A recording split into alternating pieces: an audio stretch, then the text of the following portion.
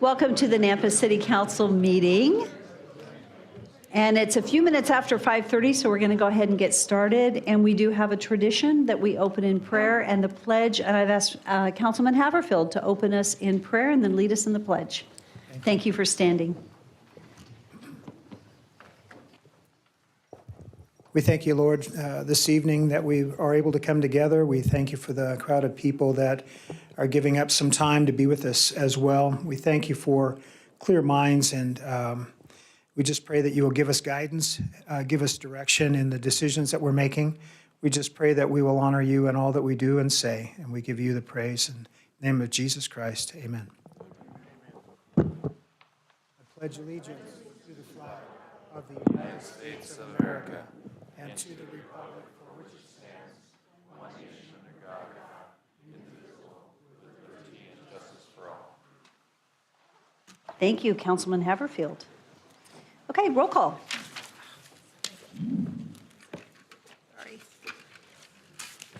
Rodriguez. Here. Bruner. Here. Ingula. Here. Reynolds. Here. Haverfield. Here. Bauer. Here. All present. Thank you. So a couple just proposed amendments to the agenda. I would like to move item 710, which is the golf course agreement, to 7.1 on the agenda, and then everything will flow after that. And then the last item is that we'll do the planning and zoning staff report probably after our public hearings. And we've got a lot to get through before 6. So those are the only proposed amendments I have, and I would ask if there are any other proposed amendments, and if not, a motion to adopt the agenda as stated with the amendment. So moved. Second. All in favor? Aye. Thank you. Okay, so the next item on the agenda is our consent agenda, and Councilman Haverfield will be abstaining from this vote due to item 16A. And I would stand for a motion to approve the consent agenda as noted. So moved. Second. It's been moved and seconded. Any discussion? All in favor? Aye. Thank you. So the next item on the agenda are proclamations, and we don't have any proclamations tonight. So we're going to move to residents wishing to speak on an agenda or non-agenda item. And we're going to start with... Madam Mayor, we have several people signed up, and our first speaker is Meredith Lehman. And she is speaking on a non-agenda item regarding dog park areas for large and small dogs. And Meredith, as you come forward, and this is, go ahead and come forward. And for everyone else here, as you speak tonight, please give us your name and your address, and just know that we'll have 3 minutes. And good evening. Thank you. My name is Meredith Lehman. I live at 519 6th Avenue South, right here in Nampa. That's in the Historic District. And I would like to first thank the City of Nampa and all of you who provided such a wonderful dog park. It's a great place to dogs to play and for people to get to know their neighbors. I am here, though, to ask for an ordinance to enforce the dog park rules, particularly the one that divides little dogs, which you very thoughtfully created a division for to keep them safe, from large dogs. This, I think, has always worked very well in the past because of voluntary compliance, but over the last year, there's an increasing problem with people who come with very large dogs. I actually brought Exhibit A. This is Gracie. She is a little medical alert dog. She detects high blood pressure, which is pretty wonderful. She is 3 years old. She's a total of 5 pounds. She has 3-inch legs. She is about as tall as all of the Chihuahuas. They slightly taller or slightly smaller than the scores of little Yorkies. But the dogs who have been coming in, there's one who's like a large Samoyed. They're the size of a husky. A toy poodle who weighs minimally 60, 65 pounds. I'm 5'10". It comes up to my waist.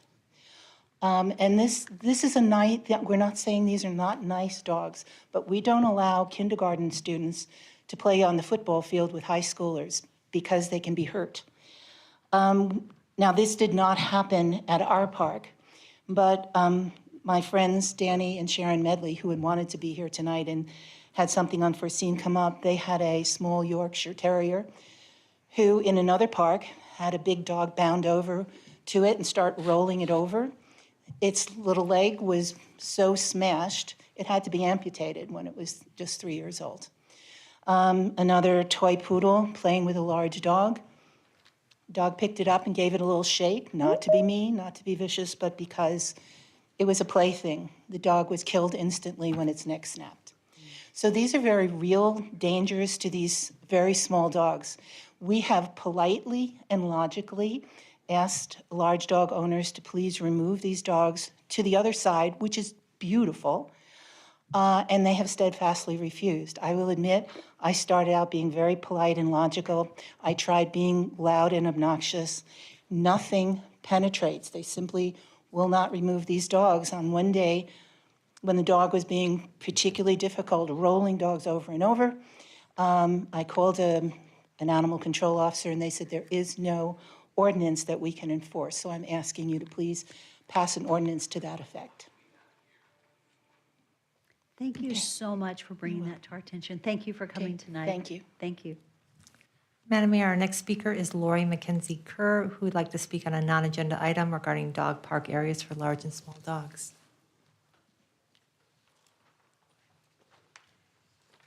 Hi, it's kind of scary, but I'm a friend of Meredith, and I love my dog, so I'm here for my little doggie.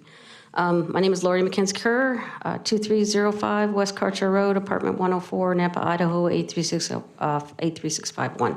Was that everything that I was supposed to say? Okay. All right. And I wanted to thank you for the dog park. It's beautiful. I did have a Scottish Terrier that thought he was 10 feet tall, so we always had to go over to the big dog area because he thought he was, big dog. But one time, this dog, I'm only 5 feet. And this dog jumped on me and almost knocked me over. And I asked, I told the gentleman, do you care your dog? Almost knocked me over. And he said, well, get over it, and cussed at me, called me a girl dog, the other way, and said, get over it. It's a dog park. It's a dog park. I'm like, okay, so I don't really go over to the large dog area anymore. And that's why I like this small dog area, so I can be safe and not have big dogs. But there's this guy that comes with a standard poodle that's, if you stood up tall on his pine legs, he'd be taller than I was. And I've asked him nicely, could you please remove your dog?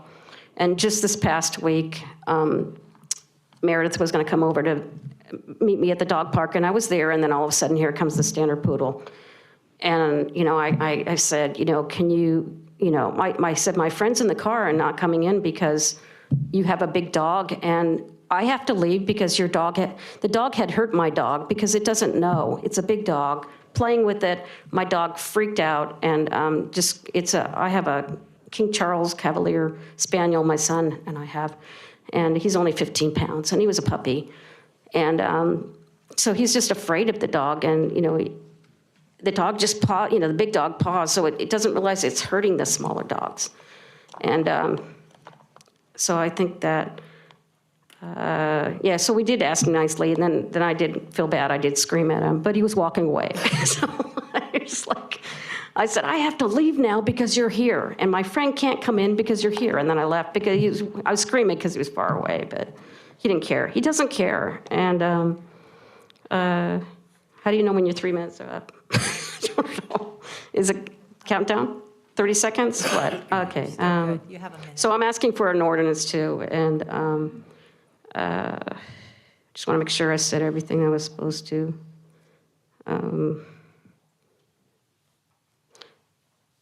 And so there's several dogs owner that are just, we try to talk to them, and thanks, 30 seconds.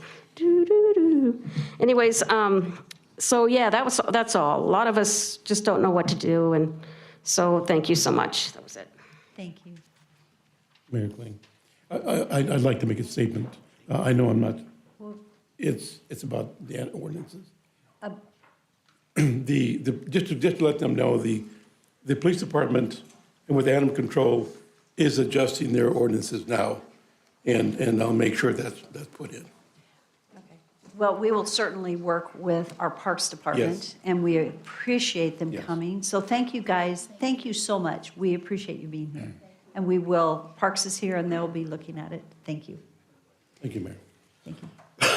Madam Mayor, Ed Fulton signed up. He does not want to speak, but he did want to show his support for agenda item 710, which is the golf purchase agreement. Our next speaker is Randy Aldridge, who would like to speak on agenda item 7-10 in favor of it. Come on down. Hi, Randy. I've been up here so many times, you need my address again, or? Uh-huh. All right, 10306 Mill Green Street, Nampa, Idaho. My name is Randy Aldridge, and I don't even know where to start on this item, because I've been on this item for probably a good 10 years, and with probably a few of the people behind me here have been with me. And this is something I think the seniors, and I'll speak for a little bit for Ron, for the Men Association and Women Association, the Centennial Golf Course. This has been a long time coming. And me and Ron, we've always tried to work real hard with the pros to bring more people into the city, the Nampa, to help the businesses and everything through the golf course. And what I hear now from you guys, we have accomplished something we thought would never be accomplished. I want to say thank you to every one of you on the city council members. Thank you. And I think what you guys need to do, people behind me, we usually don't request this probably. I would think you should stand up and give these guys a hand, because they have worked so hard. Please, everybody. Well, I know. Thank you, all of you, and especially you, Mayor. I wish I can give you a hug, but I can't do that legally. Victor, I'll give you a kiss if I could, but that wouldn't look right. I'll take the hug. And we got a new guy we're going to be working with this year, Tony. Our seniors and our Men's Association, we're going to do everything in our power to build this golf course to help the city of Nampa. Thank you, guys. Randy, thank you so much. And actually, we need to applaud you because you guys have stood fast. You've worked hard. This is all about you and the effort that has been a community-wide effort. And it goes from the building of those golf courses to today when we finally get to own them. So I just want to say thank you to you for your passion, your commitment, and for helping make it happen. So that's exciting. I couldn't do it with the people behind me either. They were there every step of the way. Thank you again. Thank you. So one other thing during this 3-minute time frame, I would love it, and I'm not sure who needs to be here, but we have to recognize the 2022 Top PGA Section Program for the PGA Junior League. So who wants to come forward? Scott, is that you? Come on up here. Tell us about that. That is awesome, and congratulations. Oh, yeah, thank you, Mayor, Council.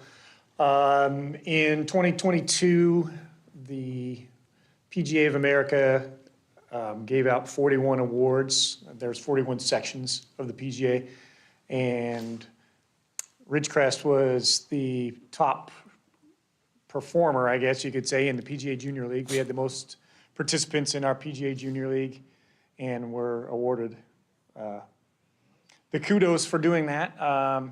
We've done PGA Junior League, which is it's a junior program. There's a team format to it. It's a ton of fun. And we've done that ever since its inception. We were one of the first 4 golf courses to do that in our section, and we've done it ever since. It's been about 12, 13 years now.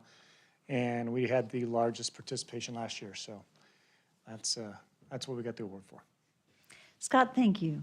Thank you for your work. Thank you for the years' worth of work. And you know what? That's the future of our golf course. Right there is getting Absolutely. these young kids involved. So to be the top in the nation based on our participation, that's something to be very, very proud of. So thank you so much, and congratulations. Thank you. Congratulations. Mayor, That's I awesome. like details. How many juniors?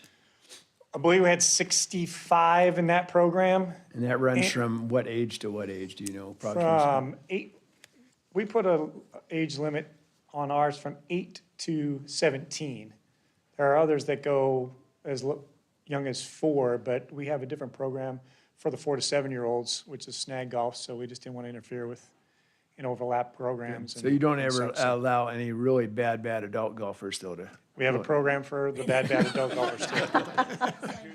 Sign him up. We do. That's Thank you. great. And I do want to, I'm embarking on my 25th season at Ridgecrest, and I want to thank you for the opportunity, and this is a wonderful night, and thank you to all you guys that helped out with getting this sale through as well. And Darren, especially you, thank you so much for all your diligence. Thank you, guys. Yeah, thank you, thank you.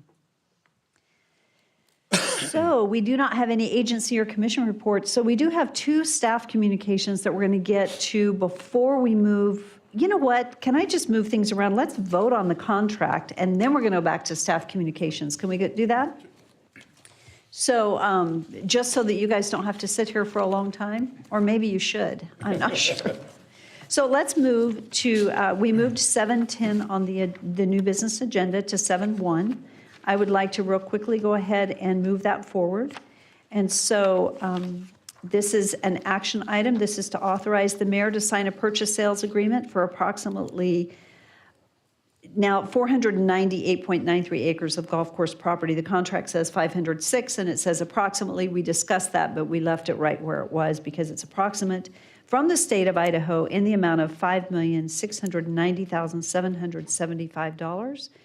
We have worked with legal throughout this process, and they have approved the agreement. And so that is our action item tonight. Mayor Kling. Yes. So I want to explain just a little bit of history with this. Okay. Back in 2015, that property of Ridgecrest and Centennial was evaluated at $120 million for the purchase price for a business residential. The golfers said, no, we're not going to do that. We put together a heck of a run from the seniors and from the men's at Centennial and Ridgecrest, and the council followed direction. And in 2017, when this council got together, we decided to see another avenue to purchase those golf courses, of which the state was very cooperative with us. However, they put a $20 million price tag on it. And we decided, us golfers decided to put a team together. And that was Randy Aldridge, Stephen Wilson, Paul Sheffield, and Michael G. and Ron Fortner, working with Darren. And we found another individual who was an expert in appraisal of golf courses. He was from Washington. And he did the extremely great work and come down to about, the estimate is $6 million for both courses. So we saved, this group saved the city $15 million. Darren and the mayor and this council supported that. And so if we have an angel in our midst, that's Darren Johnson, because he had to listen to us gripe and complain, and he had to deal with the state. And I'm glad that the state gave us a good price and accepted our price, and now here we are to where we are. So we saved $15 million, not using any taxpayer money, and that's pretty good. And we will continue not using taxpayer money. It will be all revenue-based from the golfers, from all over the Treasure Valley area. And that's a good sign, because we'll fund it ourselves, we'll take care of it ourselves, and it's going to be promising for us from now on. There.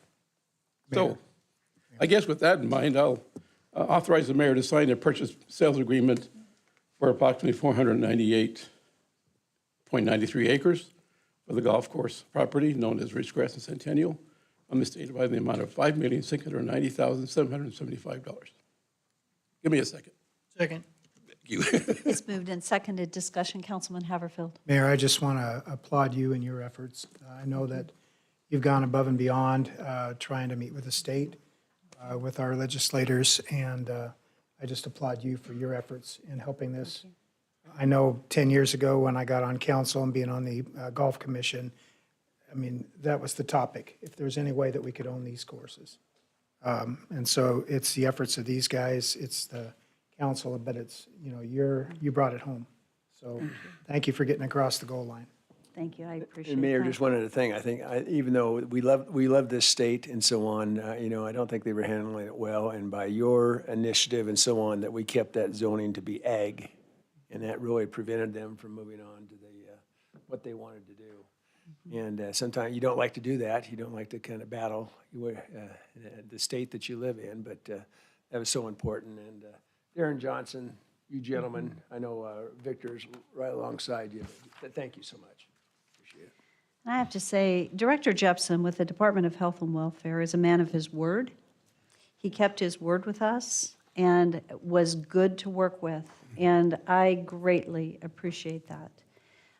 Keeping his word that we would go with the appraised value and recognizing that appraised value, which took some strength to do that, because if we had not been at the appraised value as golf courses, we could not afford to buy this property. I do want to clarify something in here, though. Part of the golf course will be funded in a loan. Most of it's from the golf, but some of it is a loan from our general fund. So I just don't want there to be any misunderstanding. It will get paid back because we're loaning ourselves the funds to finish out. A majority, over half the cost is funded through the golf course funds, but the rest of it will be funded through the city and in a loan fashion that will be repaid. So I just want to make sure that's clear, that we don't have any misunderstandings on that one. Any other discussion? Seeing none, roll call. Brunner, Yes. Jingula, Yes. Haverfield, Yes. Bauer, Yes. Reynolds, Yes. Rodriguez. Yes. All in favor, motion carries. There we go.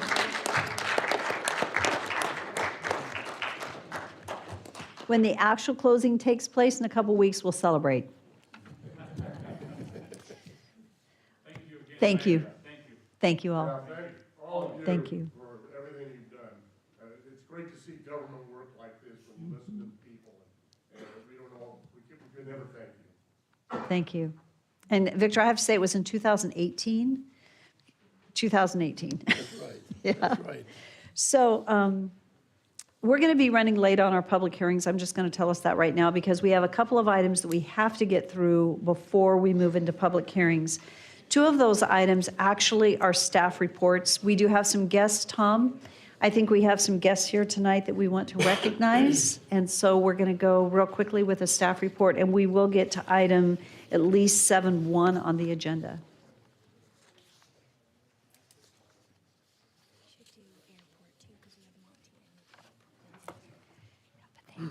Evening, Mayor Council. So on the staff report, we have 3 items. Just real quick on the wastewater, you have a 2-page report on the wastewater construction. Everything is going very well. It's on scope and in budget. Then you have a snow report at the back, and again, that's been going pretty well this year. It's been had some storms around the holidays, but after that, it's been pretty reasonable to manage.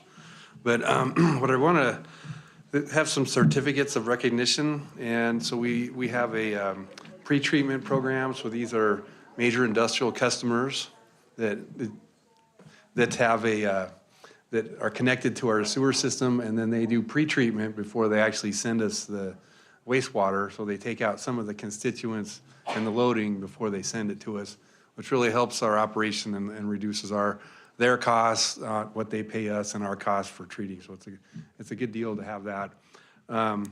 So we've got about 14 major customers that are on the pretreatment list that we go inspect on a regular basis. And then we had 6 of them. Every year we look at this, and we had 6 of them we want to thank and recognize. They had no violations, everything was in order, and they sent us consistent load, which really helps the plant. So I want to recognize these companies. So we got Plexus, and not all of them are here today. So we'll hand deliver the ones that aren't here, that didn't make it today. Microsil, Hart and Cooley, Silicon Mountain, Steelhead Metal, and then On Semiconductor. So we've got Shane Brown and Holly Brown from On Semiconductor, I believe, are here tonight. If you want to come up. There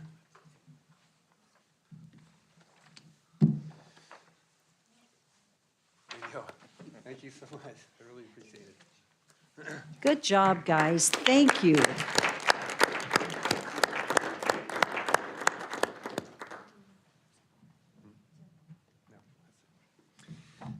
Thank you so much for your efforts.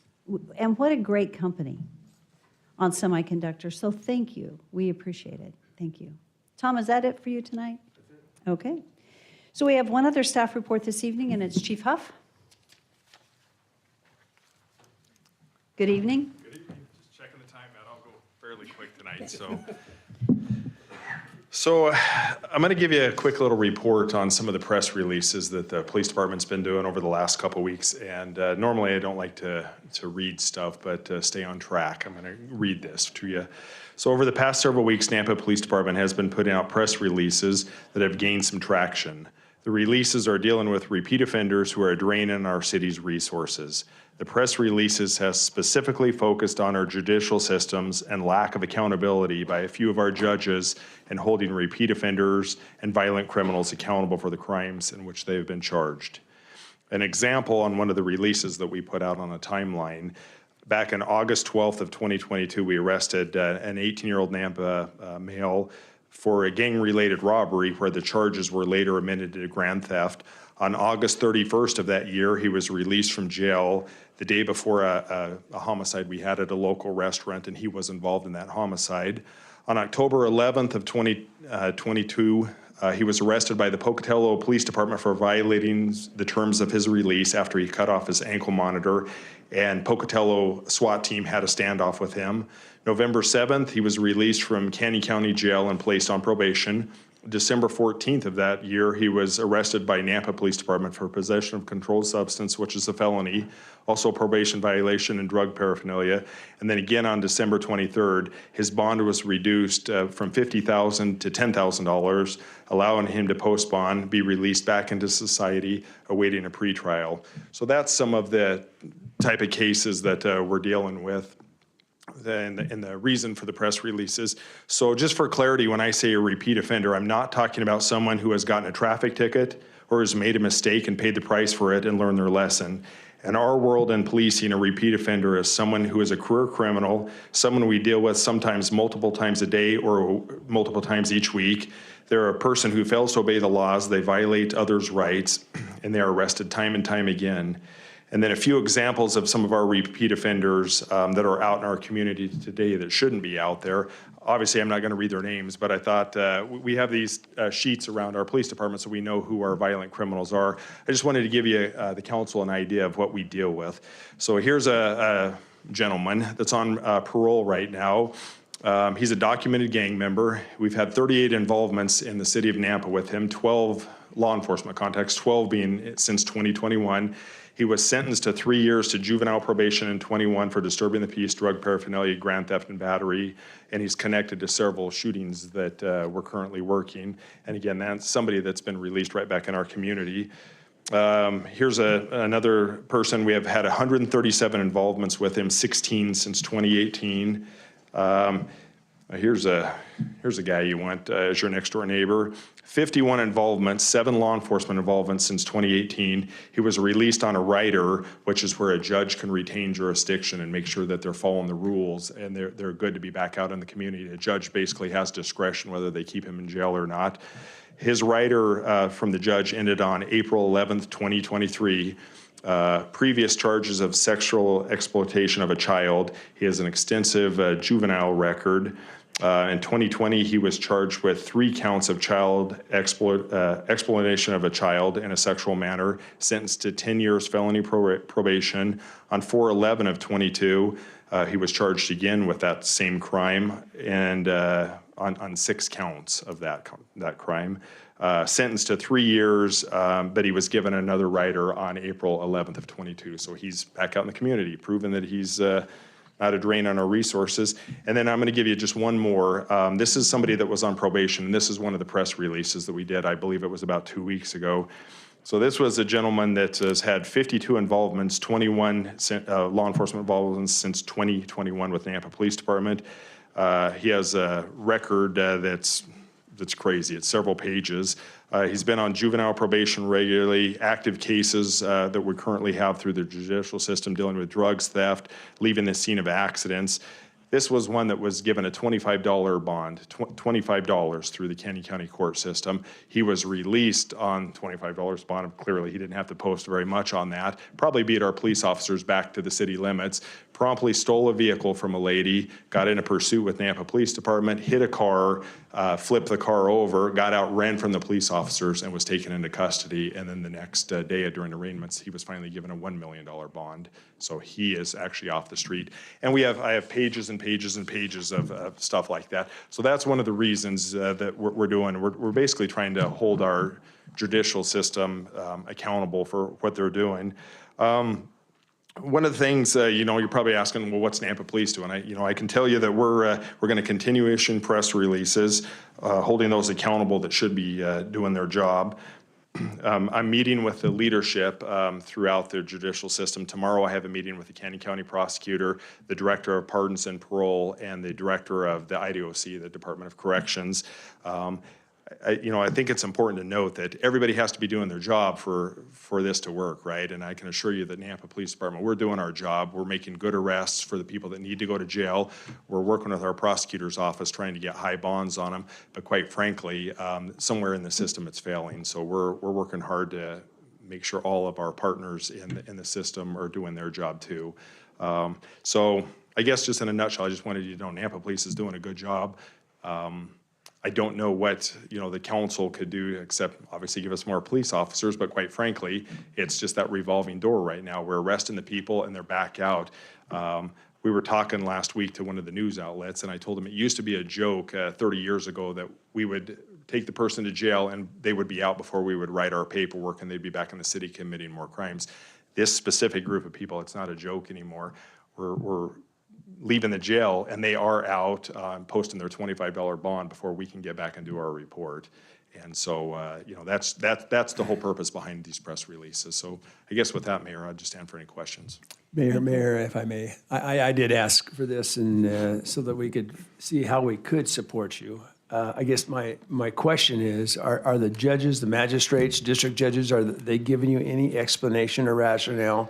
I mean, 2 years ago, of course, it was because we had no jail capacity. So that'll be the conversation. Is this still what they're using?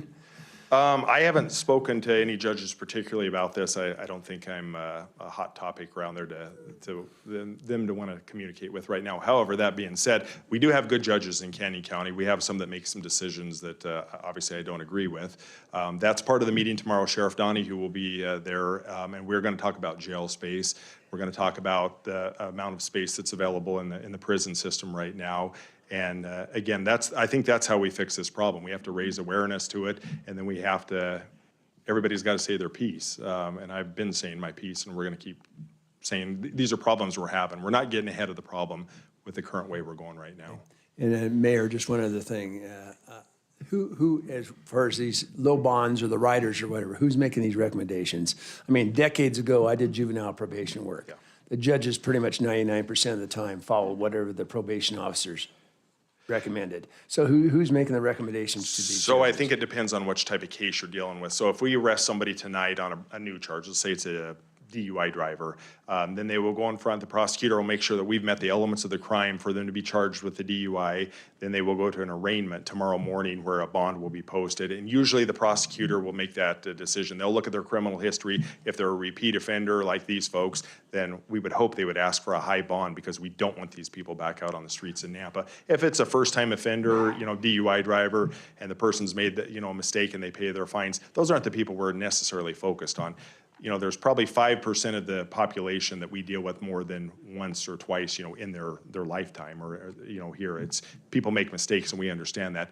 The drain on our resources in the city is these folks that are 100, 150 times that we're dealing with, and every year and a half, 2 or 3 times a week. And that's, I think, like when we talked about ComStat here, this last council meeting, I think that's why it's so important that ComStat, that's why it's working, because we go out and if they want the attention of the Nampa Police Department, these people want our attention. Well, we can clearly give them our attention. The problem is, at some point, it has to stop in the judicial system. They have to hold them accountable for their actions. We're going to keep arresting them. At some point, they have to actually hold them in jail. And with that, actually, we wouldn't have to have as many officers if we weren't dealing with repeat offenders continually. I mean, we'd still Correct. need the number we We have. could use but- our resources much better than we currently are, That's- absolutely. Exactly right. And yes, Councilman. Thank you, Mayor. Joe, just for the people that they'll know, is that when you arrest someone or your department arrests somebody, those officers used to hand deliver the rap sheet of these individuals. Correct. And that rap sheet is now through the computers. So they have access, the prosecuting attorney and the judges have access to those. And they're still allowing these guys out of jail with a low bond, knowing that they have a terrible, terrible violent or sexual or theft issue in their past histories. And I think that's just wrong. But then that's been going on for 100 years. I agree with you. Yeah. Absolutely. Like I said, what I can do, what we can control, and I can tell you that the Nampa Police Department's working hard. We're going to keep working hard. And quite frankly, we're going to keep putting these press releases out because, these are folks that, they're elected or they're appointed, and people need to know if they're doing their job, great. We don't have problems. So like I said, there is good judges over in Canyon County. And this isn't all, it shouldn't be all on judges. I mean, it deals with police, it deals with the courts, it deals with the prosecutor's office, probation and parole, pardons and parole. I mean, it takes everybody to be working together. And right now, something's just not clicking in the big picture. That's why people are getting out. Mayor. Yes. Joe, a couple of months ago, we talked about this.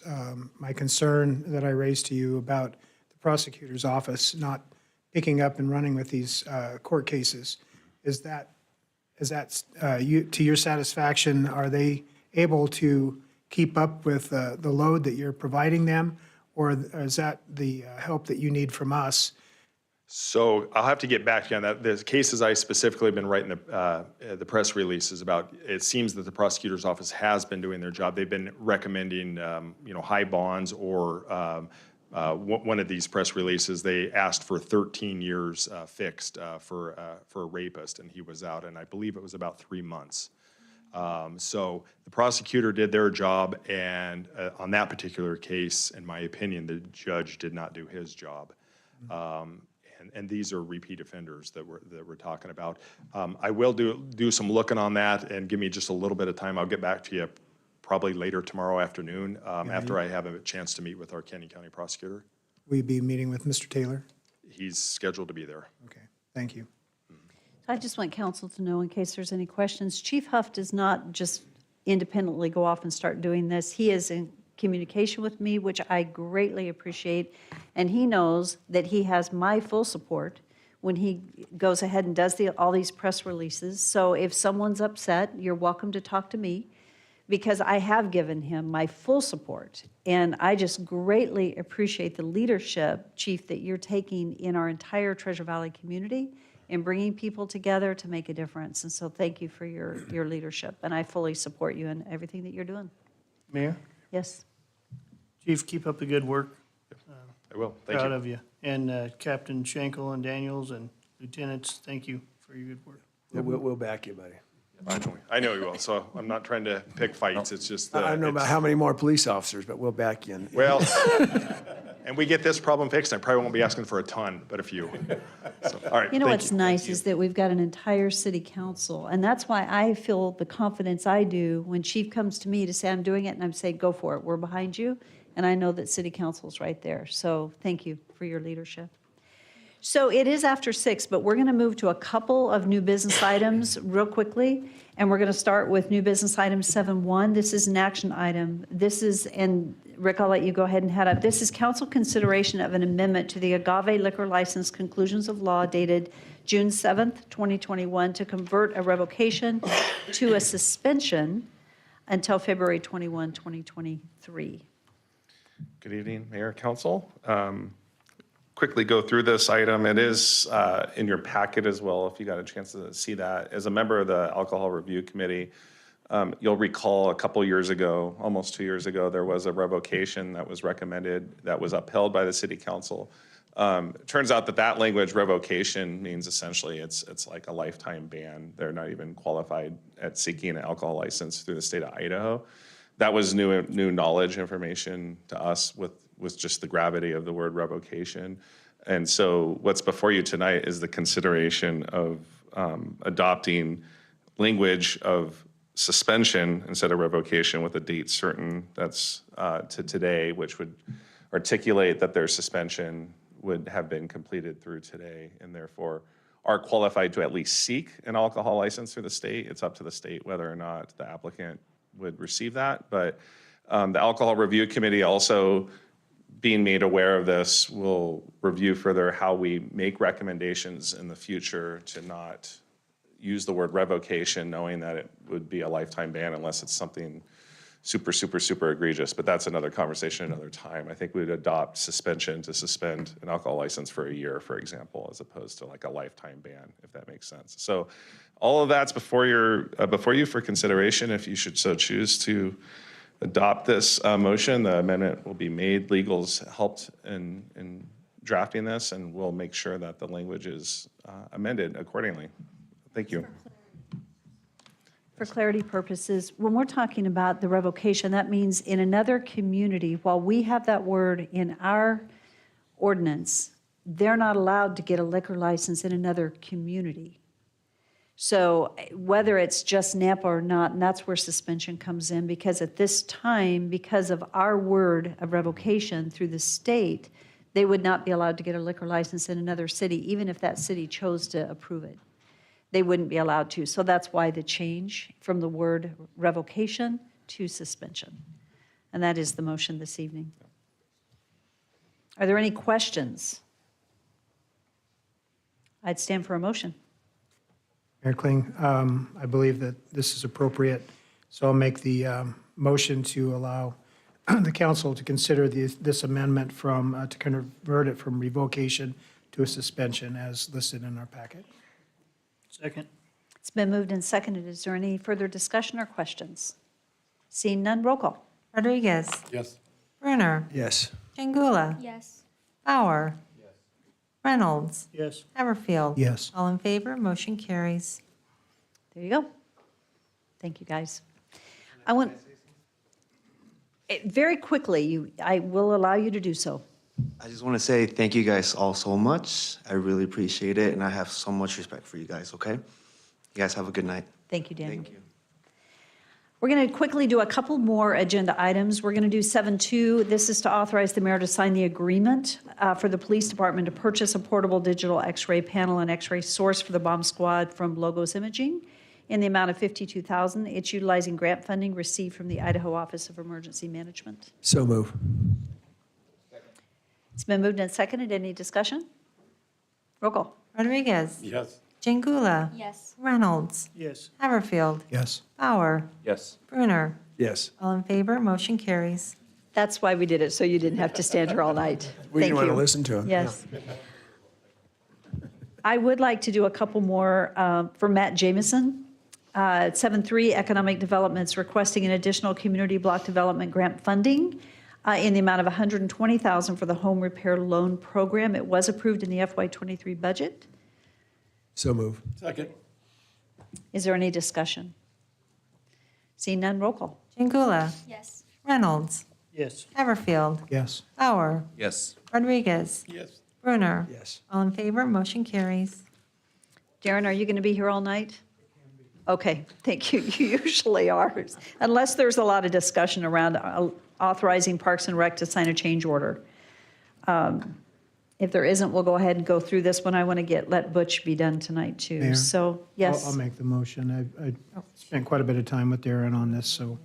Okay, I'm going to agree. read it real quickly. And this is action item 7.4, to authorize the Parks and Recreation to sign change order number 1 with Compliance Solutions and Contracting LLC to expand the parking lot in Phase 2 at Midway Park in the amount of $182,658.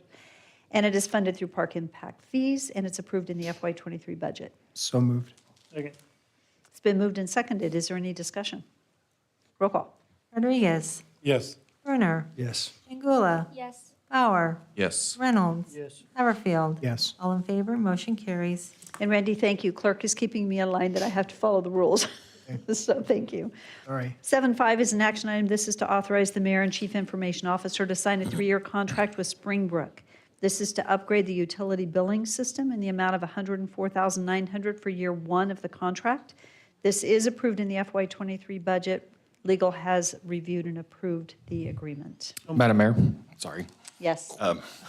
And just, I knew the motion was Good for coming quickly. you. And tried to jump in front of it. Didn't mean to be so loud. That's I great.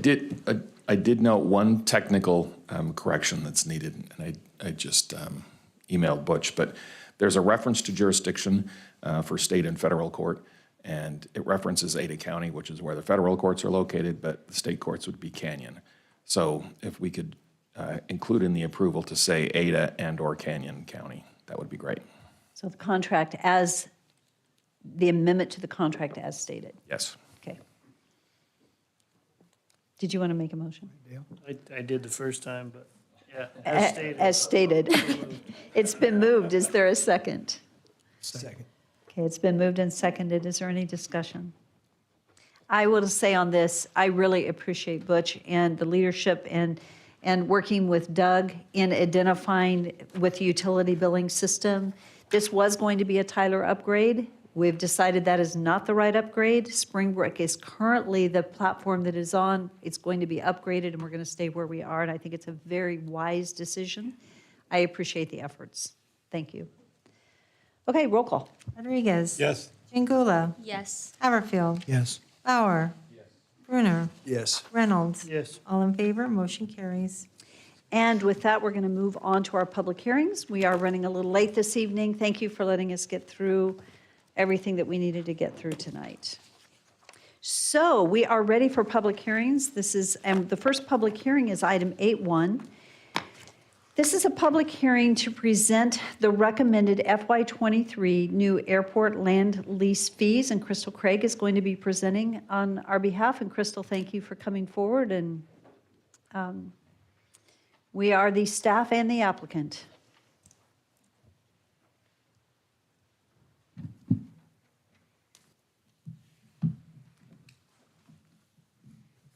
Good evening, Mayor, council members. Thanks for giving me an opportunity to speak. I'm Crystal Craig, Director of Transportation. I'm here to speak with you today about the airport rate increase. I've got a lot to cover, so I will try and go fast, not be too wordy for you. So what you'll see today is a little bit about a background and need, deep diving into the rate analysis that was completed. Then I'd like to highlight the differences between our Airport Commission's recommendation, which we're presenting today, versus our consultant recommendation. And then follow it up with the impacts to users and what we plan to do with the revenue if this rate increase is approved. So this slide should be familiar to you. In 2021, we hired Airport Business Solutions to do a strategic business plan for us. This plan was meant to be a living document, updated yearly.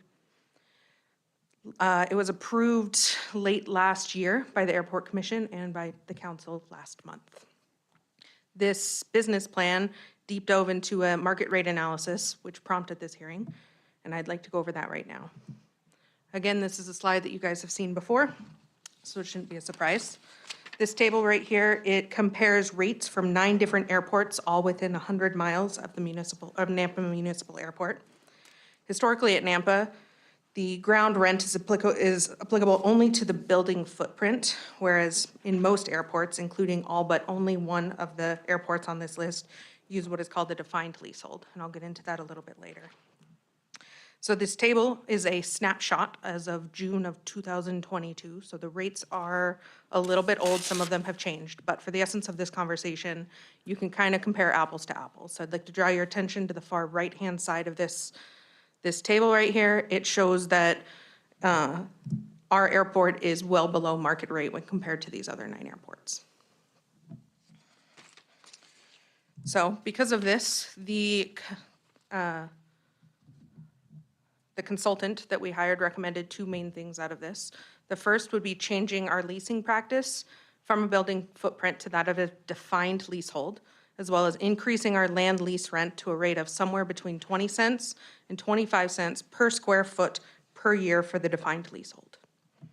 So I keep saying defined leasehold and building footprints. I want to tell you what that actually means. So this graphic kind of explains it a little bit better. On the left-hand side, you see our current leasing practice, which is the building footprint. We basically just charge the tenants for the area underneath the structure. You can compare this to the industry standard of the defined leasehold, which is the building footprint, plus any reasonable grounds used for aircraft parking, staging, vehicle access, setbacks, easements, open space, and things like that. One of the benefits of a defined leasehold is it provides revenue for all of the land that a lessee is encumbering that may not be leased to another tenant for use. So I'd like to compare our consultant recommendation to that of our airport commission. The Airport Commission felt that moving to a defined leasehold and increasing the cost that much would put an undue burden on our tenants. So they came with what we're calling a modified leasehold, and I'll explain what that is in a minute, at a rate of 23 cents per square foot for the storage hangars. I would like to caveat that this new rate will not be applied to our existing tenants. It will only be applied to new construction of hangars, anytime there's a sale of an existing hangar or the renewal of an existing lease. The Airport Commission also chose to recommend leaving commercial leases at a defined leasehold rate of 32.5 cents per square foot per year. One of the reasons for this is because it was not well defined what the rate should be in our study. So city staff plans to come back and look at the commercial rates as well as the city-owned hangars in the coming months. So I said modified leasehold and gave you guys another thing to think about. So same graphic with one additional view on it for you, and that's to the far right, which is the modified leasehold. It is the footprint of the building as well as the length or width of a hangar door to the edge of an adjacent taxiway or taxi lane. You can see one of the main differences on here is on those end hangars. That's who you're going to see the benefit here, where those corners that are unusable, they won't be charged for. We currently have 119 existing hangars. Of those, 21 of them are end hangars. So 21 hangar owners will see a benefit using a modified leasehold over the defined leasehold. So then I want to talk a little bit about the revenue and what that would look like. It does look a little bit different, and the impacts for any of the new hangars that we plan to build are different than the impacts to the existing hangars. So I'd like to first start with the new storage hangars. There's a lot of information on this slide. I'm not asking you to read it all. This example is 24 new hangars that we currently have an RFP out for bidding or for building. And I'd like to draw your attention to the very, very bottom of this table. In the yellow is our current rate. It's at 32.5 cents for just the buildable or the building footprint. From these 24 hangars, we would make $23,400. Using the commission's recommended rate at a modified leasehold at 23 cents, that increases 27% to almost $30,000. So that's about the increase that you'll see on these new hangars. One of the reasons that the new hangars only see a 27% increase versus the existing hangars, which I'll talk about in a minute, is the new standards have really optimized our limited airport land, and it doesn't allow for space between the hangars anymore. Could I ask a quick question? What is the square footage in one of those hangars? So that And the buildable footprint, just inside that buildable footprint? 3,000 square feet.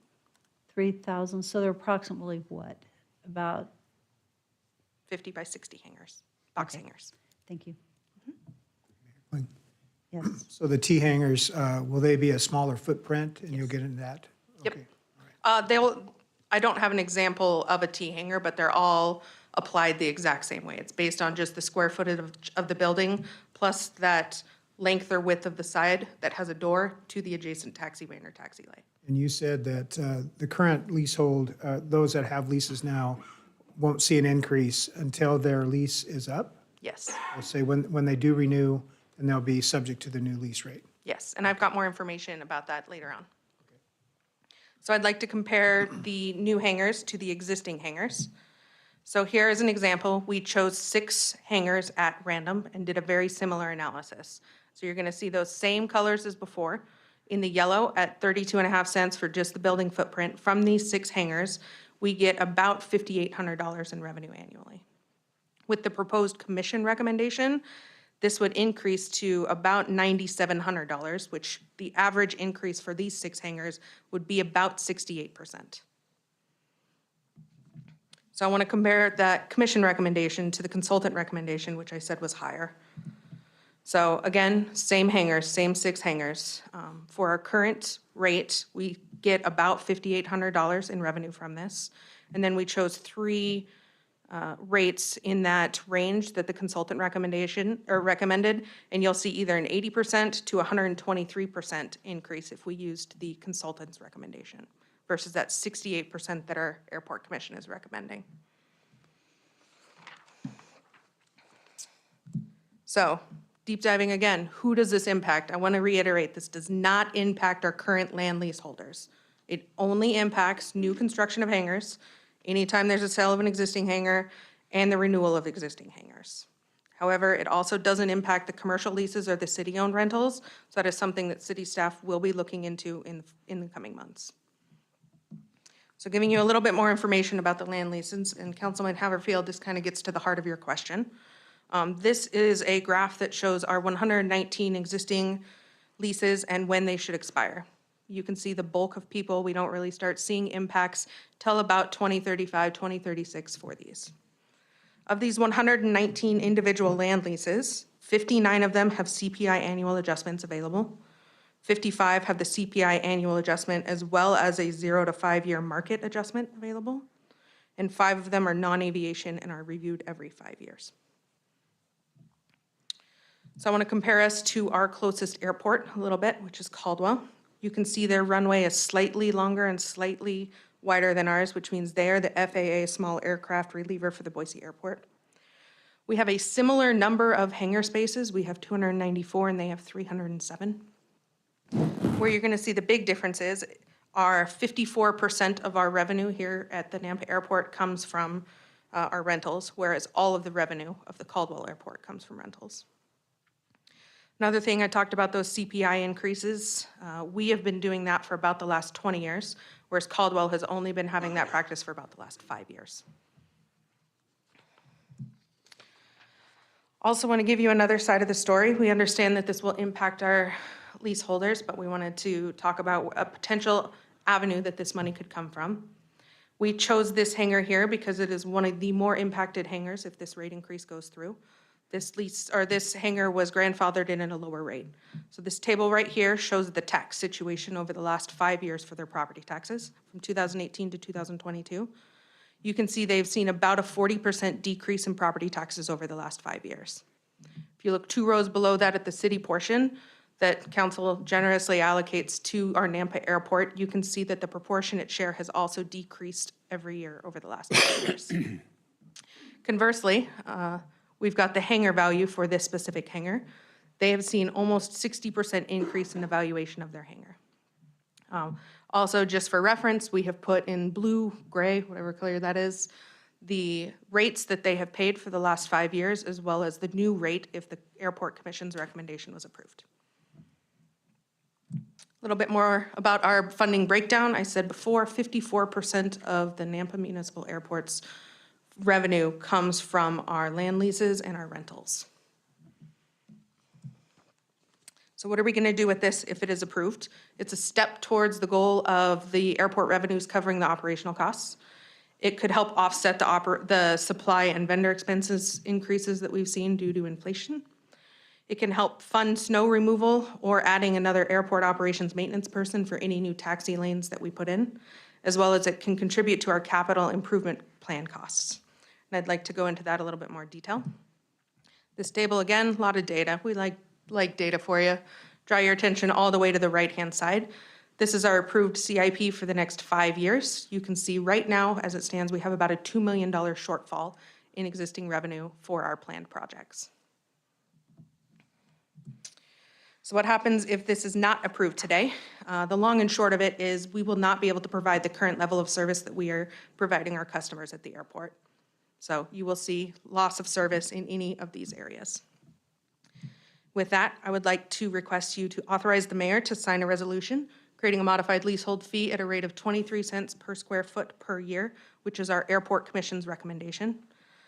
I have also provided a couple other leasing options for you guys to look at, but staff is recommending option number 1, which again is the Airport Commission's recommendation. And I will stand for questions.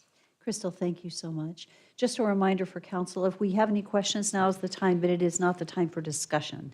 So because we will step into a public hearing, and not the time for comment. So do you have any questions for Crystal before we go into public hearing? Mayor, I just have one. Looks like we're providing weed control. We received this late from our fine clerk, but this is from a Mr. Travis Kemp. And I see on the second page, of course, he's against this. He says, I'm responsible for weed control, gravel replacement, seal coating, and asphalt between the taxiway and my door, collecting rubbish, tumbleweeds around my hangar. I guess my question is this who the lease holders, are they responsible for this?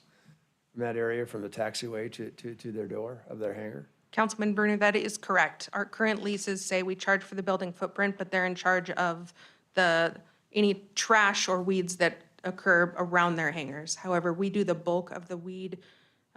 He is stating it's costing him an average of $500 per year for this cleanup. So have we been receiving other complaints in this area, or is this an exception to the rule? I have not received another complaint about the cost of weeds. The best man we have here. All right. Thanks, Monty. Good evening, City Council. The land on the east side between these hangars, we take care of 99%. We spray sterilant, we spray other, weed killer when they come up. John, our maintenance guy, is out there every day picking up trash. He mentioned also the seal coating the asphalt, so that's I something. don't know what he means by that, unless if he means the He says seal taxiway. coating the asphalt between the taxiway and my door. Okay, that's his apron, I guess. But most of the aprons are concrete, so I'm not sure who that might be. But Okay. Anyway, I just looking for clarification, because Yeah. you said we are, and you're Well, absolutely. saying the Yeah, same. we're just getting We ready, do in have weed fact. control. This week, John, our maintenance guy, he's buying sterilant. We buy, I don't know how much, but it's a mixture of about 4 or 5 different chemicals. And I think the budget this year is $5,500, $6,000, so, and we spray it all, and a good portion of it goes on the east side. And like I said, I could make a comment, but I won't. I just wanted to ask those questions, so, thanks. Yeah, sure. Thank you. Are there any other questions before we step into public hearing? Yes, Madam Councilman Mayor, I Mennel? have one question. I know sometime back we talked about adding a dirt runway for some of the pilots there. Would these monies be able to go toward something like that for improvement? This money could, yes, is the short answer. Thank you. Any other questions? Okay, Crystal, we'll have you back for questions after the public hearing. So this is a public hearing, and so we're going to get started. And as we have a couple of people come forward, just as a reminder, in case you didn't hear it earlier, please come forward and state your name and your address, and then you'll have 3 minutes. Madam Mayor, I do want to direct everyone's attention to the letter that Councilmember Bruner was speaking on, and that was Travis Kemp. He is not here, but that was his written public testimony that he did submit. We did have it on the screen. We also do have some copies of his letters in the back if anyone would like to see that, and it was distributed to each council member. For speaking, our first speaker, and he was opposed. Thank you, Madam Mayor. And so our next speaker is Hubert Osborne, who would like to speak on this item and is opposed.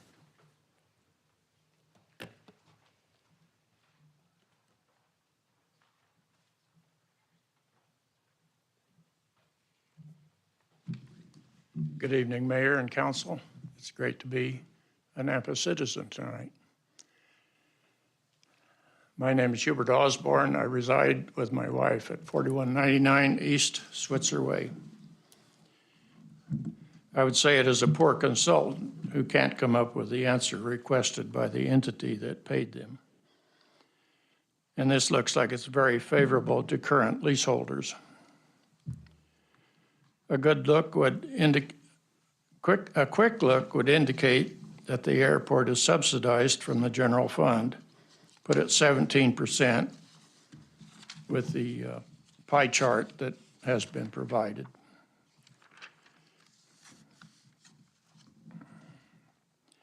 Property taxes come out of my pocket and all other property taxpayers in Nampa.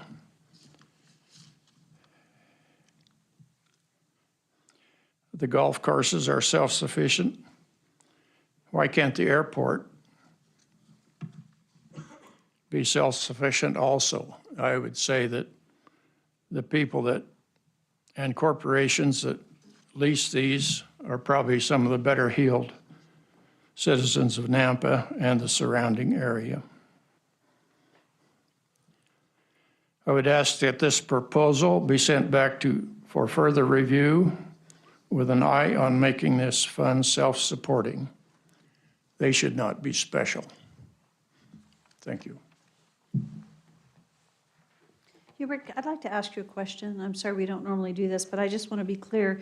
You are opposed to the recommendation, not because you think it's too high, but because you think that not enough was suggested. Is that correct? Am I That's understanding correct. that correctly? Okay. That's correct. I just want to make sure I understood.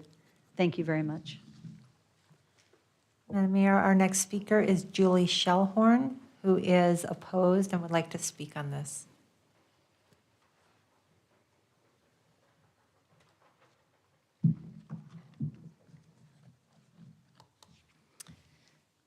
Hi, my name is, first I'd like to say thank you. My name is Julie Shellhorn. My address is 2930 Garrity Boulevard here in Nampa.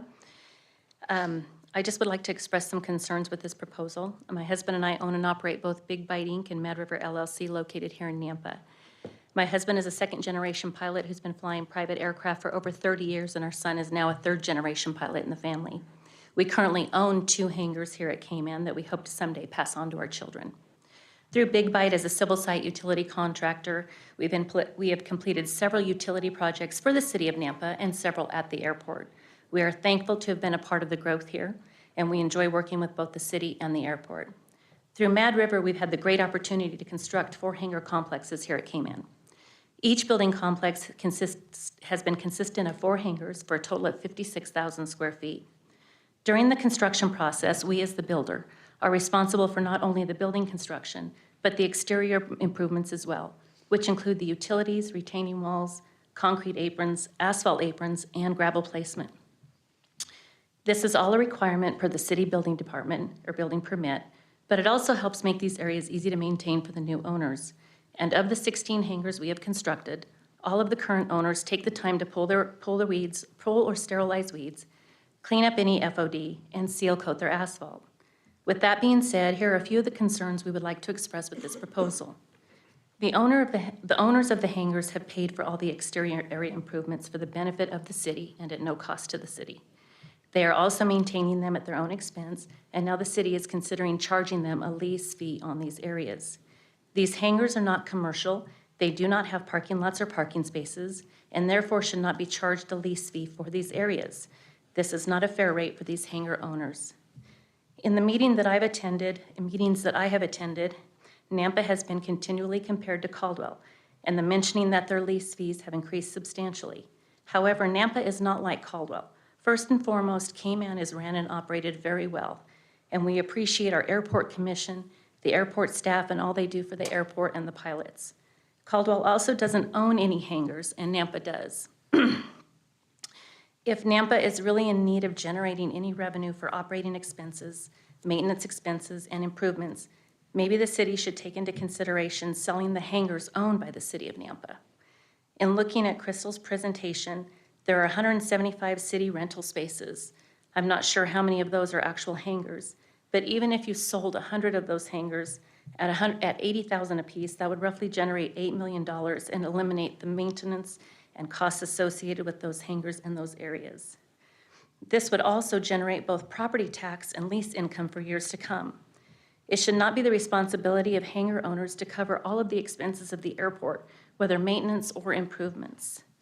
If council is swaying towards the modified lease rate, I would like to propose to council to maybe consider keeping the building rate as it is at the 29.2 cents and charging a lesser rate for the exterior areas of the hangar, maybe at a 10 cents per square foot.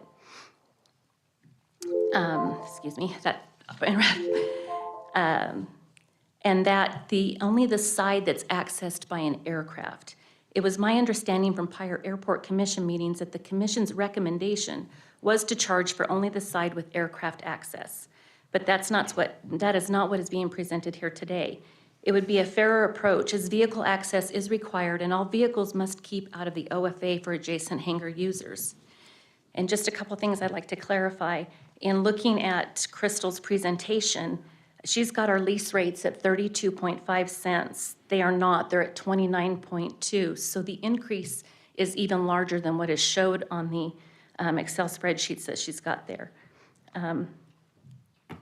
And in regards to the property taxes, I've got a breakdown here of ours. Yes, the property taxes have gone down a little bit, but the city continues to get 35 to 40% of those taxes. The city of Nampa is getting the majority of the property taxes.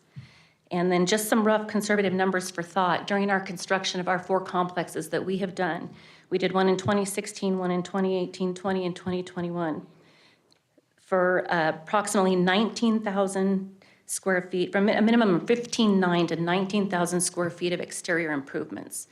I took a conservative number at about $8 a square foot for all 4 of those complexes, and we have put in improvements at a total of $545,800 that we have put in, that these purchasers have paid for, and now are now in the future will be asked to pay lease on these.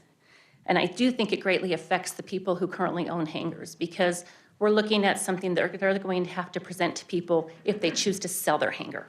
It does affect the current owners. It does affect the future, and I thank you for your time. Julie, thank you. I think I'd let you take 2 people's time. Typically, I don't do that. I'd have to be careful in setting precedent, but it was information that hadn't previously come forward, and I felt like it was beneficial. Thank you. So, thank you. Thank you very much. Madam Mayor, we do not have anyone else signed up. Okay, so I'd like to ask, is there anyone else that had intended to testify this evening that did not get signed up? Okay, I'm sorry, was that you? No. Did you want to testify on the airport testimony? Okay, I just saw your hand, so I thought I'd make sure. Okay, so with that, Crystal, why don't you come up and provide some closing comments and to what we've heard this evening? Thank you.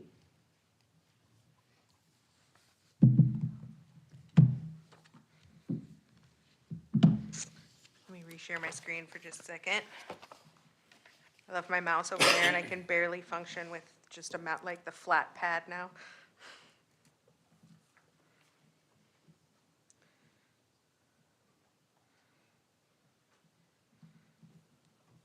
So I did want to readdress some of the comments that we heard in public testimony. Want to thank Julie. She did a very, very good job and something that I should have enunciated better in the first presentation. But the rate examples that I gave you showed the current lease rate, which is 32.5 cents. We have quite a few leaseholders that are grandfathered in at lower rates, which will see a higher rate increase.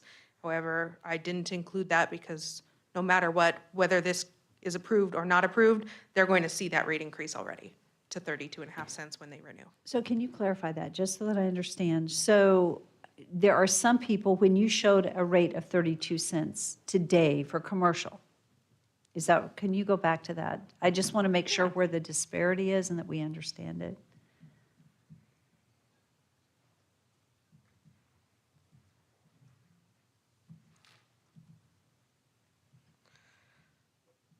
Okay, so you're saying current, and Julie was saying that, like, they're at 29, but explain that, go ahead and explain that again so we understand it. Yeah, so I used numbers that were assuming everybody had 32.5 cents, because if they renewed their leases today, that is the rate that they would be paying.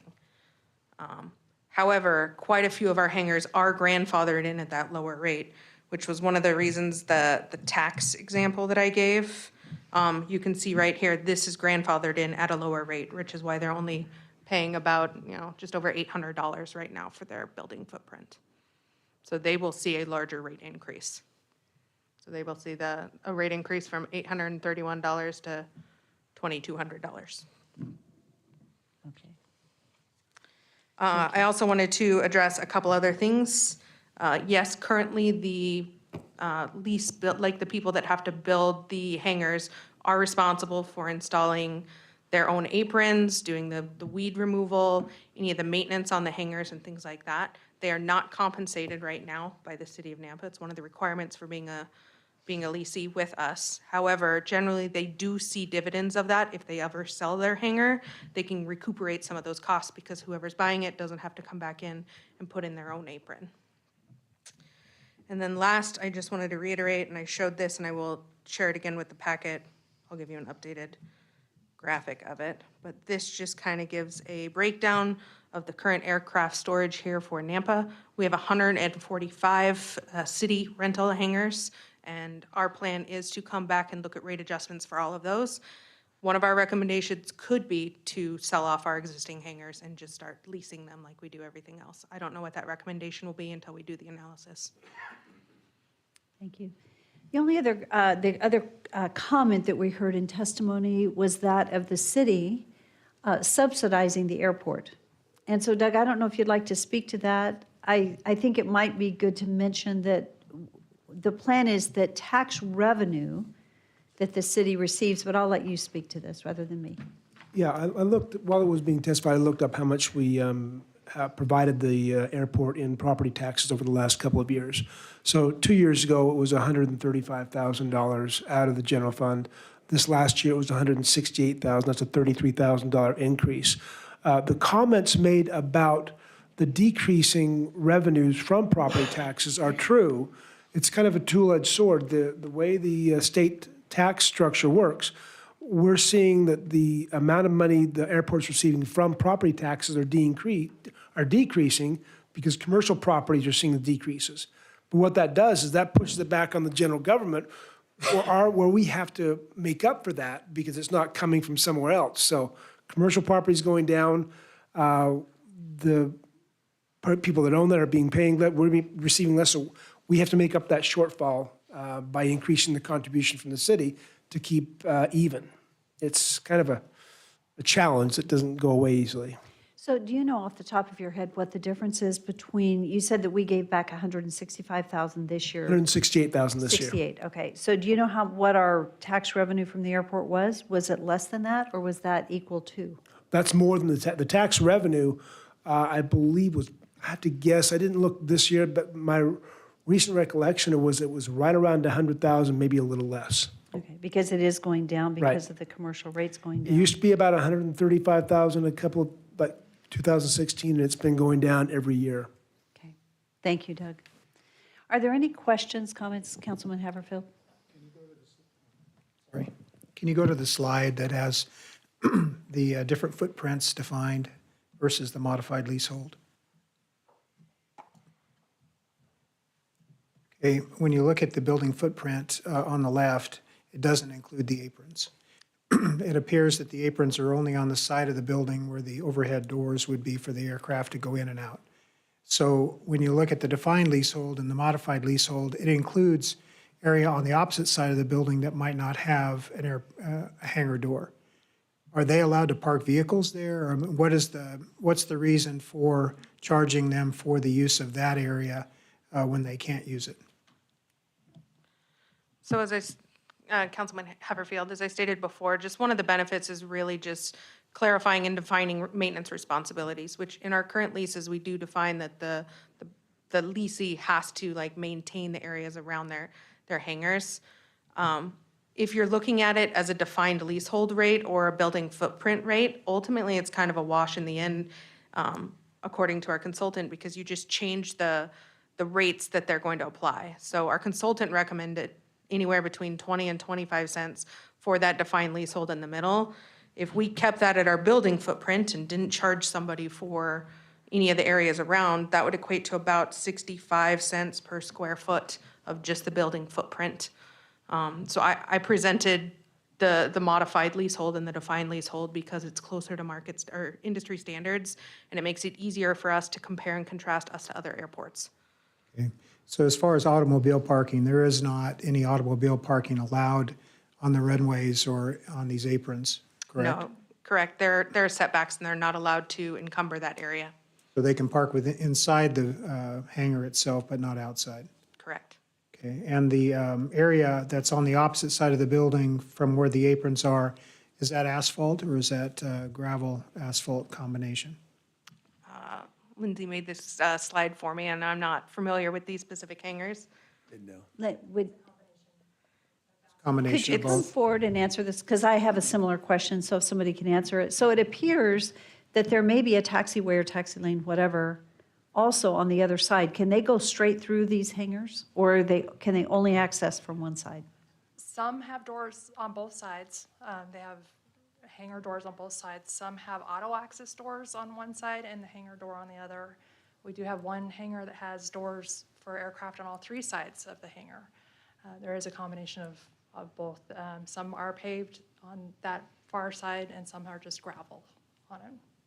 So it sounds like the hangar is utilized on both of those sides by whoever owns that hangar. Correct. Okay.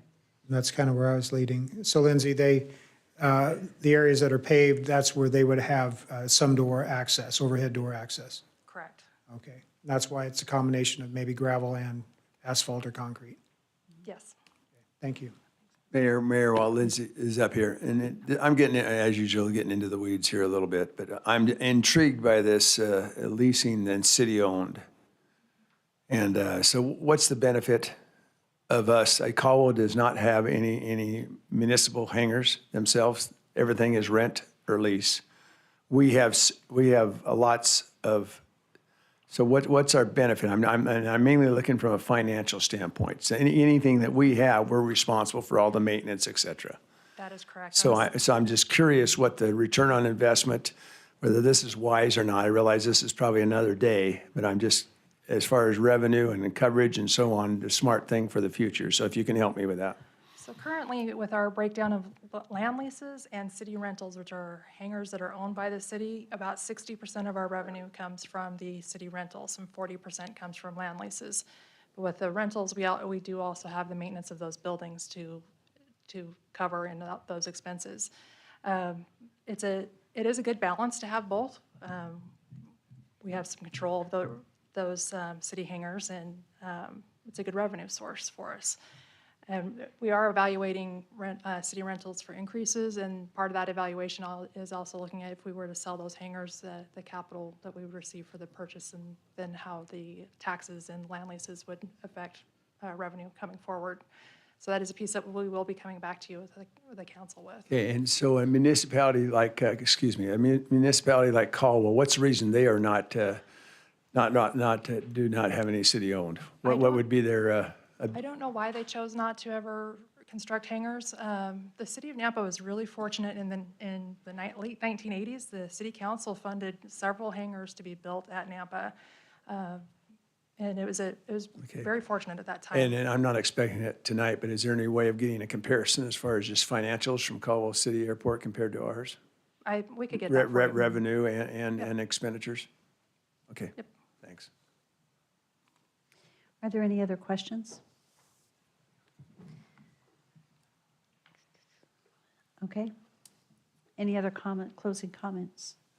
No, Councilman Brunner, I would hesitate and say, while we can give you the Caldwell recommendations, like how we operate our airport and how Caldwell operates theirs aren't the same.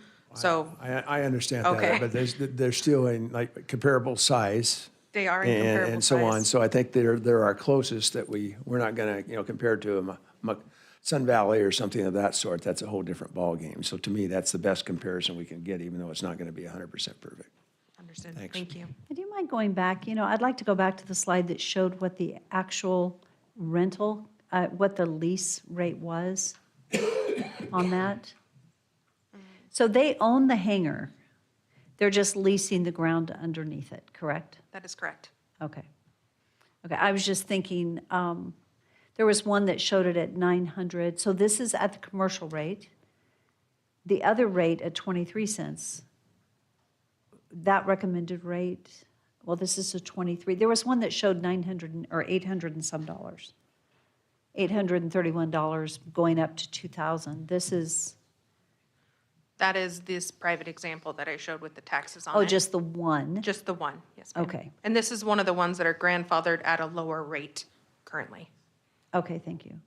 Okay. I was trying to put it in perspective. I'm just thinking about, like, I rent a storage unit, and I pay over $1,000 a year for a much smaller space in a storage unit. So, but this is just the land lease, it's not the whole thing. It's just the land lease at a 60 by 60 box hanger. Okay, thank you. Mayor, if I may, one other quick question from Crystal. So what's the reason the consultants landed on a window of 20 to 25 cents? Why didn't they just land on a figure? Did they It doesn't. give you any explanation, or? I mean, yes and no. It depends how we want to implement it and the impacts that we want to our existing hangar owners. So the lower end of the rate was acceptable, but the higher end was closer to where we need to be at market conditions. And in previous, I don't know if it's previous council meeting or what, but you did tell me that the majority of the commissioners for the airport do own hangars. Is that correct? I believe 3 of them are hangar owners, And there's how many commissioners? 5. So the recommendation from them was at the 23 cents. Is that correct? Yes, Madam Mayor. Okay. So, and you know what, I appreciate the work. We, as a city, made the decision to engage a consultant, and I appreciate the fact that we worked through this strategic business plan because there needs to be a business model for how the airport sustains itself long-term. I think that's the interest, and you heard it from citizens that say, why are we subsidizing the airport versus the golf course that's self-sustaining, the rec center is self-sustaining. The airport is a wonderful economic impact to our community, and it's a very important asset to our community. That said, it is good to have an appropriate business plan for the long-term sustainability of that airport. So anyway, with that, are there any other questions or comments for Crystal? Okay, I would stand for a motion to close public hearing. So moved. All in favor? Aye. Thank you. Okay, what is the will of the council? Mayor Kling, do Yes? Oh, you want to say something? Can we discuss? yes, we can discuss. So I want to ask the President a question, because I know he's really involved in the airport. So if you had the perspective of Hubert, I mean, would you still deny?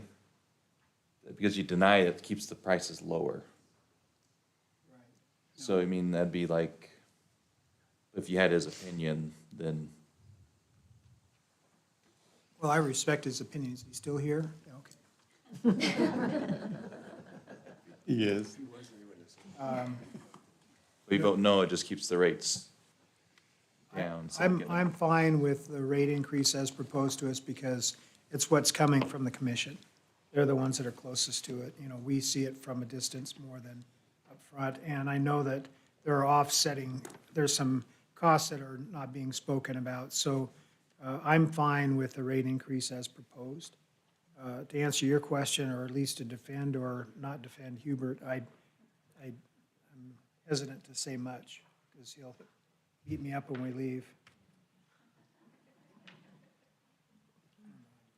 Well, just question, Mayor, if I may. I mean, what I'm hearing from Hubert is that he would like to have an increase in making sure there's no more subsidies, that we're covering the costs. So whether that would be 30 cents or whatever the case is, so there would be the potential possibility of a motion being made for higher than this. Is that correct, from a legal standpoint? Now, that wasn't a very good look, Todd, so I'm not asking for that. I'm just Madam Mayor and Councilmember Brunner, you could do that, but I wouldn't do that tonight where you've notified the public of what the proposed increase is. If you want to go higher than that, you could approve this and then come back with more information, or you.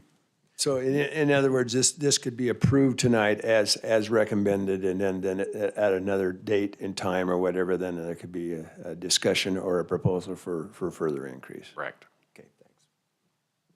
Mayor, can I just say, I just want to say Crystal always does such an awesome job putting everything together, and she's a really good communicator and making it clear. So thanks for all your work. And also just Lindsay and Monty, we are so lucky to have them. They do such an amazing job. So I really appreciate all they do. Sitting in on those meetings, I just want to say that there was a lot of back and forth. There was a lot of really great discussion with Crystal, and then the commission and just really trying to iron out what was going to be the best for everyone. And of course, increases are always hard and difficult, and not everybody's going to love an increase. But I feel generally, I think that everybody was pretty okay with this and ready to move forward with this proposal. And so I absolutely will support the commission's decision on that. I see all the sides. I see Hubert's side. I see what Mayor also said, just that, you know, the airport is a huge asset to our community in a lot of ways. And as much as we would love for it to be self-sustaining, we also need to be in support of it and to make sure that we can keep an airport in our community. It's a huge asset to us, and we need to value that. So those are my thoughts. I just wanted to put that out there. So thank you guys for all your hard work. Thank you, Natalie. Appreciate your comments. Is there any further discussion? Yes, Mayor Kling. Yes. I think the taxpayers should not have to pay for the airport. Everybody else in our community is having to pay for city services. And so therefore, I don't like any of these recommendations, but I do agree with Hubert that it should be self-sustaining or increase it enough to where the taxpayers aren't having to pay for it. Then the last, 3 years since I've been a councilman, 4 years, that we're always helping the airport by grants, and thank God we have money here that direct us and lead us, because we would have paid more out of pocket, I think. So unfortunately, we have to pass one of these, but I'm also want to make sure that we readdress this issue down the road. Okay, so that's where I stand. Thank you. Okay, at that, is there a motion from the council? Mayor Kling. Yes. I do like the approach of the modified leasehold.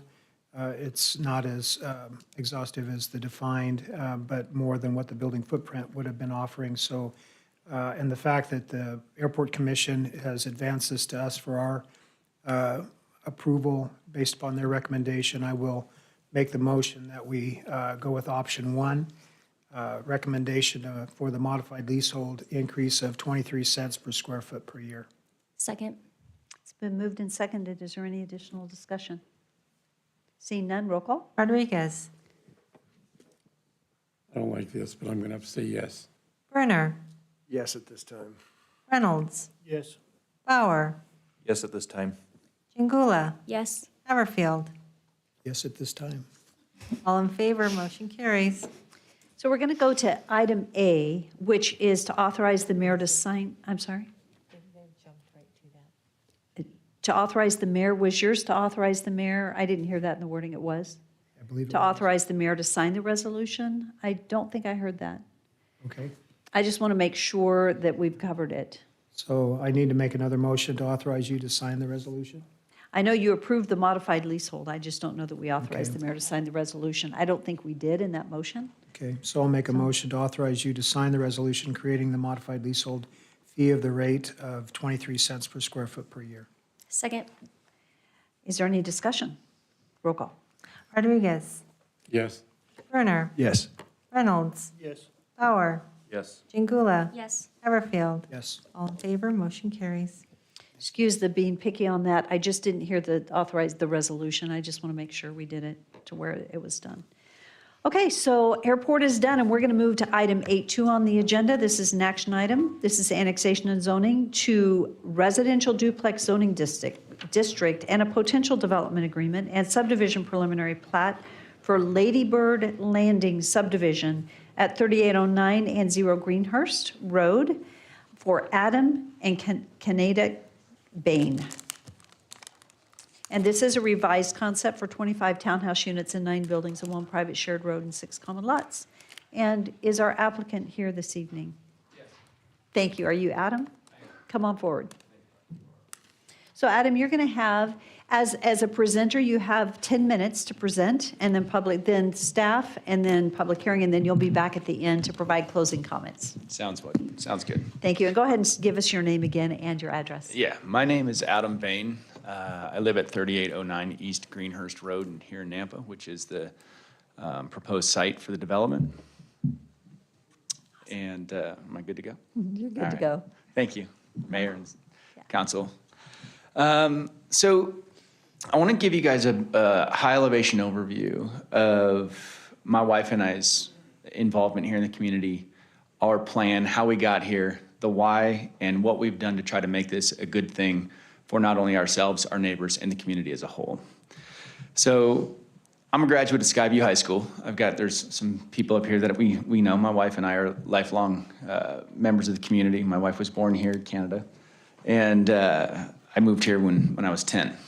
I'm a graduate of Skyview High School. I've been a youth soccer coach, a youth t-ball coach, a flag football coach, a board member and president of the Acapa Bareback Riders, which is a youth equestrian club here in Nampa. My wife is also a graduate of Skyview High School. She's volunteered in our community as an EMT. She's been a basketball coach as well. She created a youth basketball club team. She's a parent volunteer at the kids' school. She's also a board member of the Nampa swim team. She's been on several steering committees for the vacation Bible schools here within churches within our community. Together, we've served with tenure at the Nampa Women's and Children's Shelter. Volunteered in several positions within the Nampa foster care community. I tell you guys all this because I want to show a history and dedication to our community. Not just in words, but in action. I want to illustrate that we live our lives with the intent to serve and love others in our community, and we do it to the best of our ability. In 2012, we purchased our home at 3809 East Greenhurst Road, and our vision was to create a place for our family and other families to experience just kind of some simple living. We've turned that into a little farmette, teaching our friends and family how to can food and just kind of do cool agricultural stuff. Well, now we have 4 kids, and our 3-bedroom, 2-bath home is getting a bit small. So we entertained originally selling this piece of property as a single-family dwelling, but we were advised through some real estate friends that if we invested some time, energy, effort, and a little bit of capital, we may be able to change our financial circumstances, which seems attractive. We thought about what we were told, and we looked at what was going on around us, and we concluded it was just a matter of time before somebody bought this property and the adjacent properties and developed it. We felt that it was inevitable, so we should do it in a way that benefits us, our neighbors, and the community. Having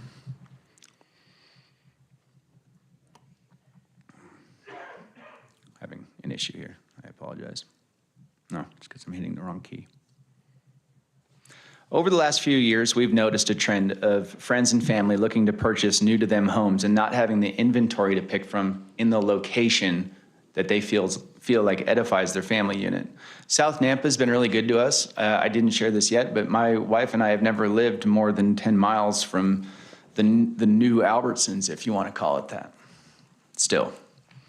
It's been good to us, and we thought that utilizing our acreage and our location to build housing that supports the starting or restarting family is our best foot forward in serving us and Nampa as a whole. What we've done so far, we've hired HECO Engineering and Timberline Surveying to help us create a code-compliant plat design and help us walk through this process. It's not something that my wife and I have been through before. We have reworked our design a few times. You guys can see up on the screen. Initially, we had the road coming in on the opposite side of the property coming in and doing a T. We were able to get approximately 30 homes on there and still stay marginally green on planning and zoning's chart for density. We reworked that after our neighborhood meeting and the preliminary P&Z meeting for the purpose of creating a better path forward for our neighbors to join this community at a time that they saw fit to do that. Hopefully, if that was something that was good for them, they would be able to change their circumstance in the same way that we're trying to do ours. We moved the proposed Bain Lane, which is what we're calling the road now, to the east side of the road based on the request of our friends and neighbors, Kurt and Lacey Murray. They would be to the plan west of that. We removed a few lots to create a park area in the back that offers access to our neighbors' elderly parents and connects the adjacent properties in a common location, thus allowing the subdivision to be phased into their respective properties if they so choose to do at a later date. I'm going to defer all of the technical questions of compliance to Jesse. He's here with from HECO. Not that this really has any weight in the decision, but it's kind of a I don't know, a cute bookend to the story here. But Lady Bird Landing, that was our family golden retriever, and and we thought it'd be cool if our oldest kids got to drive by their old home site and see a subdivision named after the dog that they got when they were 1 year old and grew up with. And so it's kind of a sentimental name, but I can give Canada the credit for that. But really, the council and mayor, that's really all I have to share. And I'm gonna give you some time back. So thank you very much for hearing, and I hope for your support in the development. Thank you. So there was no other, was there anyone to speak, or are you? I'm not sure about the process. I think everybody that needs to speak is on the docket. Okay. Okay. That's great. All right. Thank you kindly. Thank you. Christy. Thank you, Mayor and Council. My name is Christy Watkins. I'm the Principal Planner for the City of Nampa. The request before you this evening is for approval of annexation and zoning to RD and the preliminary plat for Lady Bird Landing located at 3809 Greenhurst Road. This property is an enclaved property and is currently under the jurisdiction of Canyon County. It is in the medium-density residential designation on the future land use map, and it is surrounded by city-zone subdivisions, Royal Meadows to the south and west, Pheasant Hollow to the north, and East Valley Middle School to the east. The city's water and sewer systems do have adequate capacity to serve this property, and it does not meet the threshold for a traffic impact study at this time. So the potential findings for annexation: the property is enclaved and is contiguous to the city limits on the north, southwest, and east sides, where it adjoins other RS6 zoned properties that are so annexed. The proposed RD zoning is consistent with the comprehensive plan. Therefore, the RD zoning would not create a spot zone.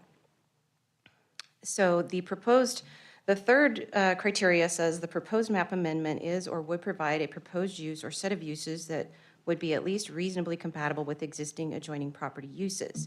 This is where City Council has some liberty to determine whether or not the timing and location is appropriate for this annexation.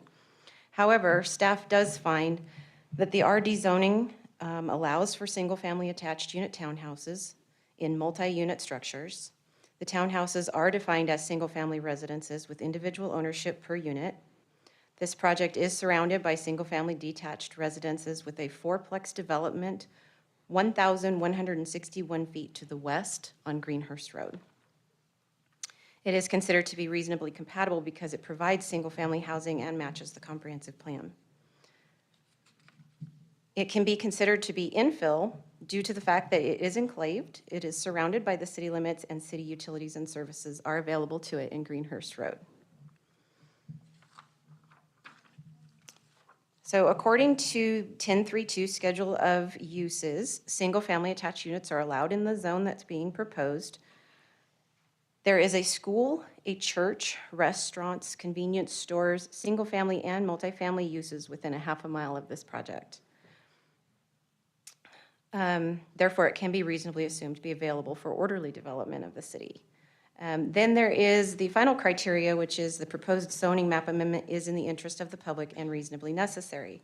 Again, this is where you would have some liberty to determine whether or not the timing and location of this annexation is appropriate.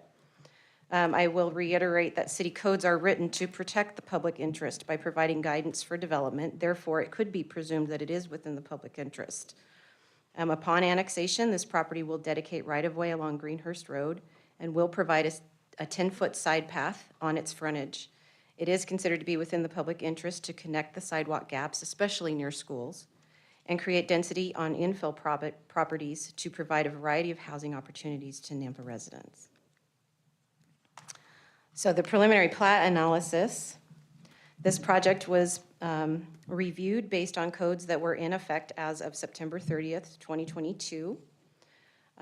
Because this portion is being developed in the RD zoning, all base lots for the fourplex structures should be 10,000 square feet in area. For a threeplex structure, it shall be 7,500 square feet in area. So the smallest base lot proposed for the fourplex is 10,787 square feet, and for the triplex structure is 9,480 square feet. Excuse me. Therefore, the plat is deemed to be compliant in this regard. They have proposed 12% in qualified open space. They are only required to have 10. They are required to provide 50 parking spaces. They are providing 61. Again, traffic does not meet the threshold for a traffic impact study, but they are required to put in a 10-foot side path along Greenhurst. So we did receive some public input, one letter of support stating that 25 extra houses will not affect the quality of life in the area, and 3 letters against the development based on traffic and safety on Greenhurst. The building department, their standard comment about building regulations. Parks is requiring the 10-foot wide side path. The fire department has stated that it is 1.8 miles from fire station number 2 with a 6-minute response time. And engineering does not oppose this request, and they have listed their conditions of approval in your staff report. These are those conditions of approval. These are your motions, and I will stand for any questions. Christy, thank you. Are there any questions? No. Not seeing any. Thank you. Could you mind, actually, do you mind for me just going back to the page, I could go in and find it, that shows the zoning that surrounds this, just for that compatibility piece. So it is totally surrounded by, the yellow is? RS6. Okay, and this is? RD. So the Totally, yeah. orange that is 1,000 feet, excuse me, to the west is that orange piece that would match this zoning. Okay, thank you. Mayor Quinn. Yes. Christie, you made a comment about the buildings would need to be on 10,000 square foot lots. Are these townhomes? Sorry, Councilman Haverfield, yes, they are proposed to be townhouses. So the 10,000 isn't applicable in this case? The base lot has to be 10,000 square feet for 4 units, and then it can be split accordingly wherever those walls fall on their product type. Okay, so they don't have to be 2,500 apiece, they can be less than that? If the structure warrants it. Thank you. Yes, thank you. Thank you. Okay, this is a public hearing. We have a few people signed up. Madam Mayor, it appears that everyone that has signed up is either the applicant or the applicant's representative. Okay, and I believe, was it Kurt? Are you Kurt? No, I'm sorry. Who's Kurt? Okay, so, but they're welcome to testify. Yes. So whoever wants, let's go in order that you have them signed up. So I currently have Jesse Christensen. Sorry, Jesse. I recognize you, but I didn't get your name right. I so. know. I feel bad now. Good evening. I'm sad. Hello. Good evening. Jesse Christensen, 2151 West Willow Point Avenue, Nampa, Idaho, 83651. I am the applicant's engineer. I figured I would come up and talk about some of the design choices we made while we were doing this and give you a chance to ask me questions if you had any. I have no idea how much time we spent at the beginning sitting down and drawing this out with the owners, because the lot does not lend itself to much. It was a difficult choice. We went through it several times, and then eventually we threw all of that away and ended up with this one, making sure all of our lots or our blocks are above the recommended or the required usage. Some of these lots are definitely a lot larger than normal townhome lots. All the townhomes fit there. We added additional parking. It's one of the things I've always heard. You know, we have a 2-spot minimum, but we added some additional guest parking. We added the park area on the side, stormwater's there. Along Bain Lane, we put that fire department turnaround down there at the end, just in case that neighbor to the north wanted to maybe punch that road through. They would need to work with the lot owner above them, but if they wanted to try to connect to it instead of having a large cul-de-sac on the end of theirs or something. We moved the road over, as Adam said, after our neighborhood meeting so that we could move the townhomes away from that lot and also give them access if they wanted to in the future. So we spent a lot of time talking to the neighbors and working through this one to get to where we are right now. I think there's an old landscape plan in your packets that shows what our original layout is that we threw away. So I think that's about all I really have to say tonight. So if you have questions, I can come back up with Adam at the end, or you can ask him whenever you're ready. Perfect. We'll have you come back up at the end if we have questions, but Very thank good. you so much. Thank you very much. Thank you. Madam Mayor, our next speaker is Kurt Murray.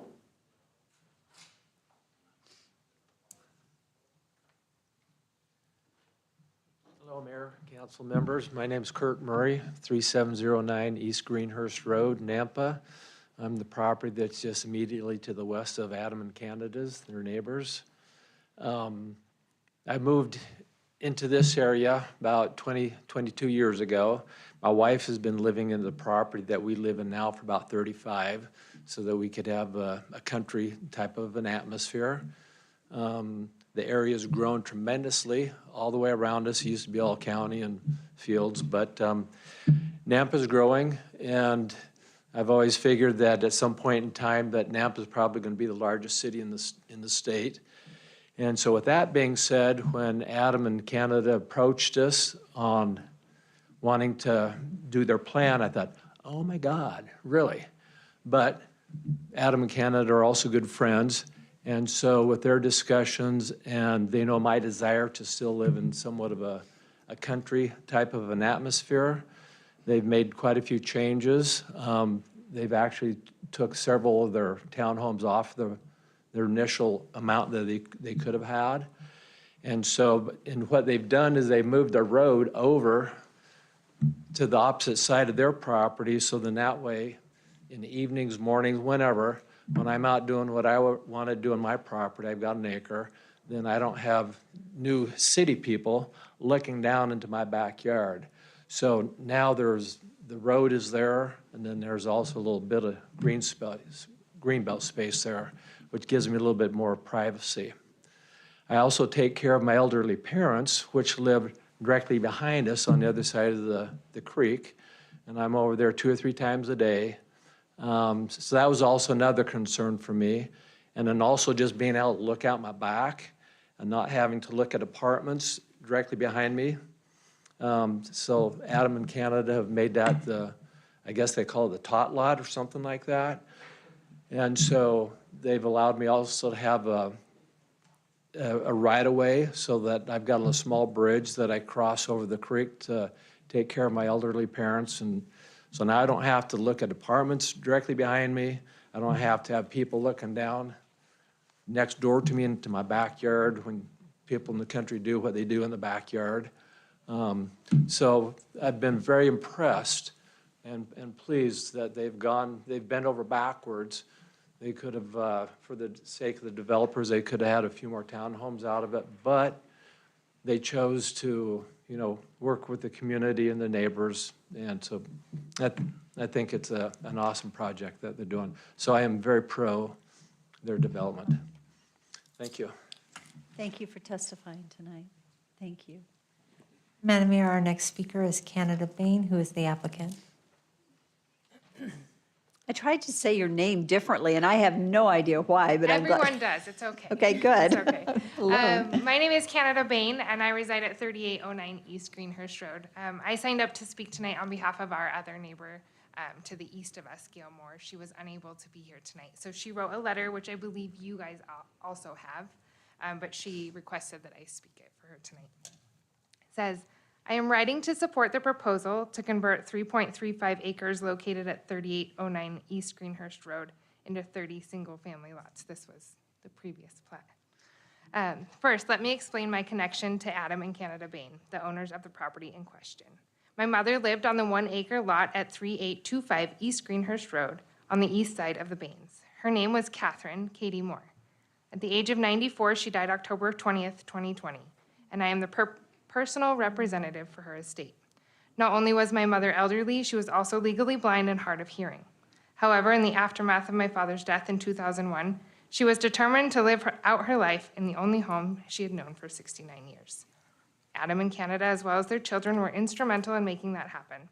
Among other things, they took food to her, visited with her mowed her lawn, and watched out for strangers. My mother often expressed her appreciation for their friendship. I live in Boise, so it was particularly reassuring to know someone who lived so close to my mother cared about her and could be called upon for assistance, which happened more than once. My sister and brother, who both live out of state, heard my mother sing praises of Adam and Canada and their children. Just as they looked out for my mother's interest, we want to support them in doing what they believe is best for them and their property. I know very little about the factors that will play into your decision. However, I do know that the nature of the neighborhood has changed significantly since my parents moved into their house in 1951. When I was growing up, we could look out the kitchen window across the fields to the east and watch for the school bus to enter the intersection of Greenhurst and Happy Valley Roads, 1/2 mile away. And across the street on the north side of Greenhurst was more farmland, all the way to Happy Valley. If the project that the Bains are asking you to approve was the first 30 houses to take away agricultural land, we would probably object to that change. But to borrow a phrase from the long-lost rural nature of the neighborhood, the cows are already out of the barn, to the tunes of hundreds of houses. A church and a school bunched closely together between Southside Boulevard and Happy Valley Road. Another 30 houses will not affect the quality of life in the area. We trust the Bains to develop their land appropriately. Should you have any questions, please contact me at the above address or phone numbers. Sincerely, Gail Moore. I would also like to note this property is also for sale, and so there's a potential as an investment for a future within the city. Thank you. Thank you. Madam Mayor, there is no one else signed up. Is there anyone here this evening that did not get signed up that would like to testify or had intended to testify? Okay, seeing none. Adam, this is your opportunity to come forward and provide any closing comments or stand for any questions.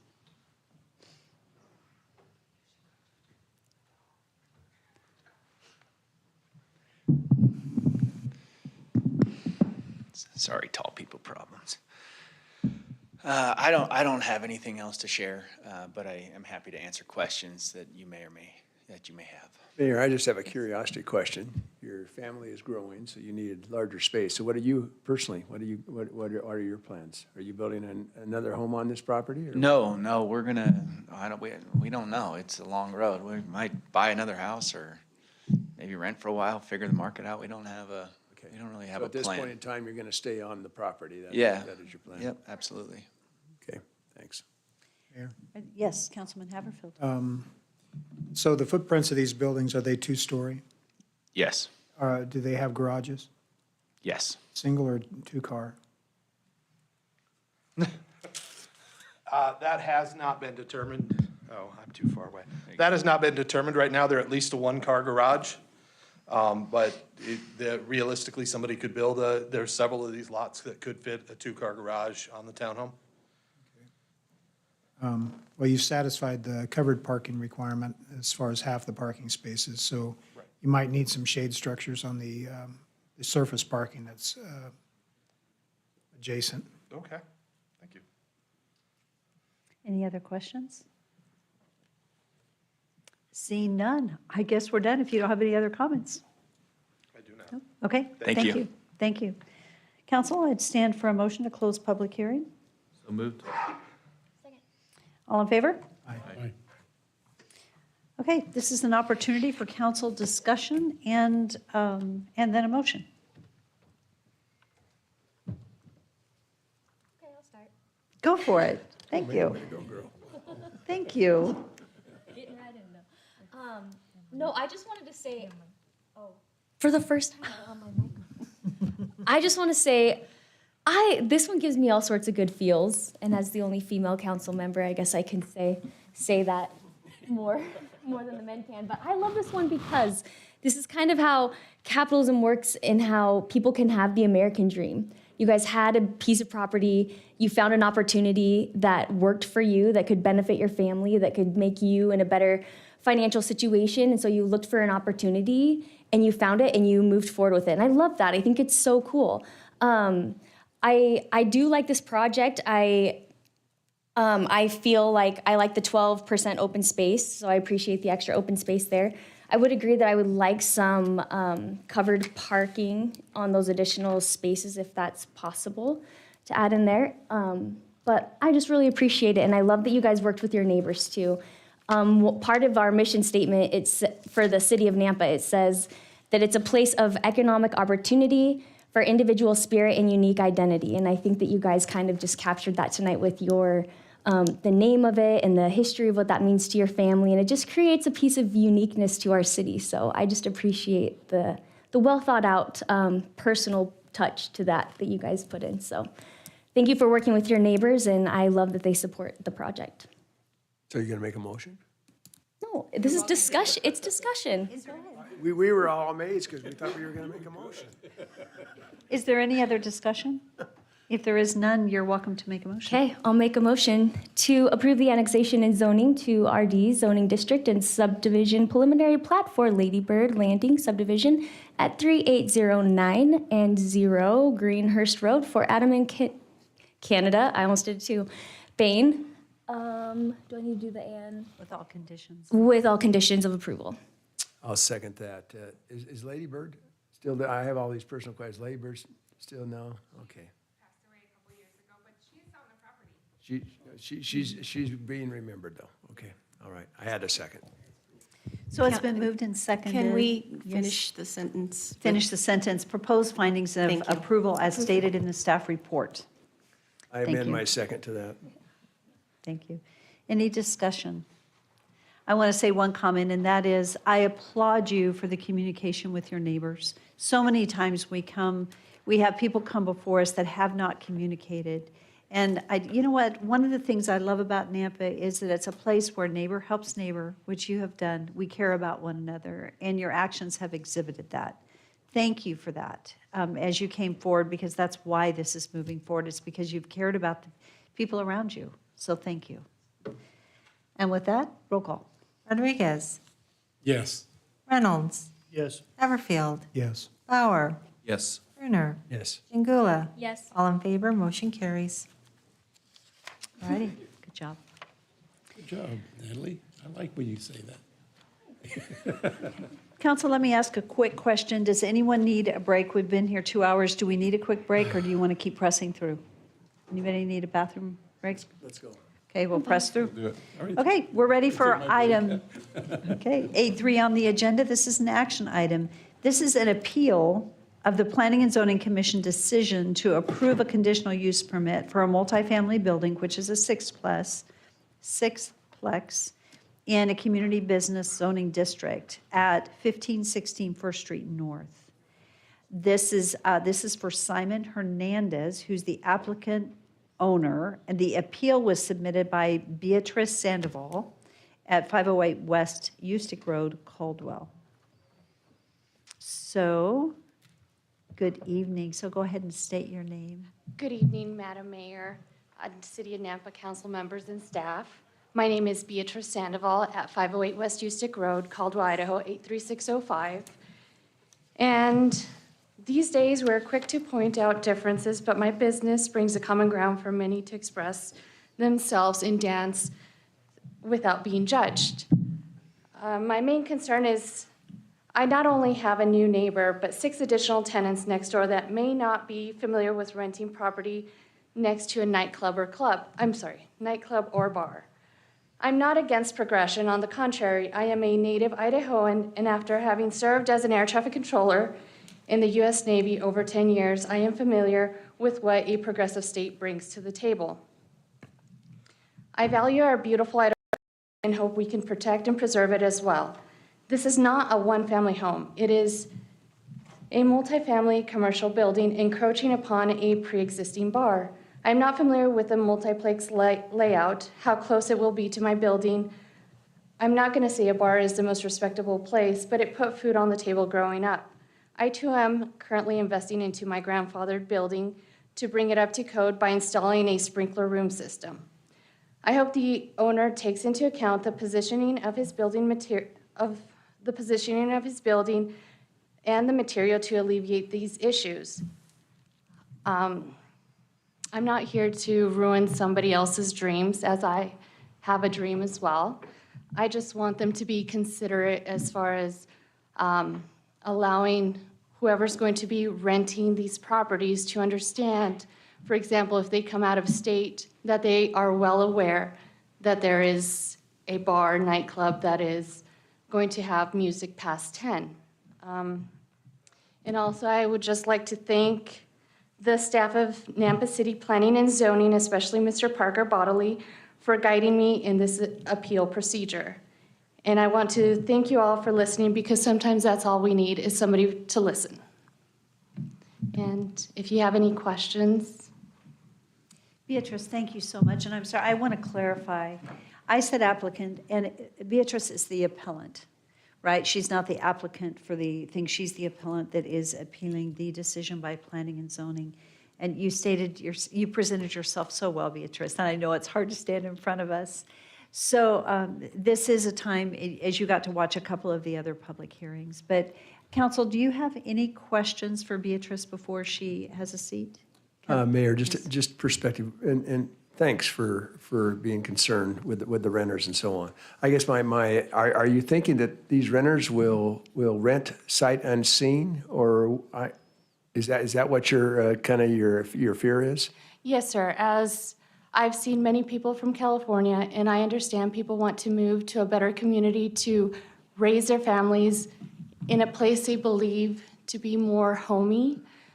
I feel that they're unaware that we still have certain types of buildings for adult entertainment. Right. It's just an Okay, over 21. I guess I kind of leave it up to the individual and the personal freedom, and you would hope that a person that's going to rent would also be, which we can satellite-wise see what's around, and would know what businesses and so on before they would decide to rent. So to me, the applicant is almost taking a chance of as far as the ability and maybe the price it can pay for rent by not to put down your business at all, but that they might be actually in jeopardy for them more. So I just was curious what your thinking was on that. I know you're a very smart lady and you're thinking of others, and I appreciate that.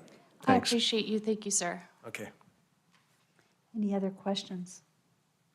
Okay, so we will have you back a little bit later. You're going to listen to a couple of other people talk, and then please take notes if they have comments that you need to respond to, and this will be your opportunity to respond to those comments. Yes, Madam Mayor. So thank you. We'll have you back. Thank you. The next opportunity, do we move to staff report next? Is that, I've got staff report next before we have Mr. Hernandez. We will hear from the original applicant after the staff report, and then we'll do public testimony, and then we'll have both of them back. Thank you, Mayor and council members.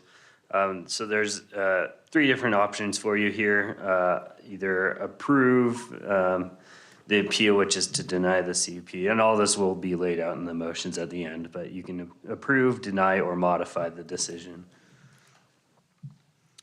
So the history, January 10th, the Planning and Zoning Commission approved the conditional use permit. They cited the following as their findings, which was recommended by staff. Property is in a BC zoned area, which allows multifamily dwellings with a CUP. The property is surrounded by a mix of residential and commercial uses, including single-family homes, the bar, and the railroad. The property will be maintained per city requirements, and future development will be required to make improvements to the lot, bringing it to city standards. The development will be required to obtain approval by the Design Review Committee. Development will provide additional housing opportunities, and there are a variety of necessary services within a half mile. So those were the findings adopted by the commission.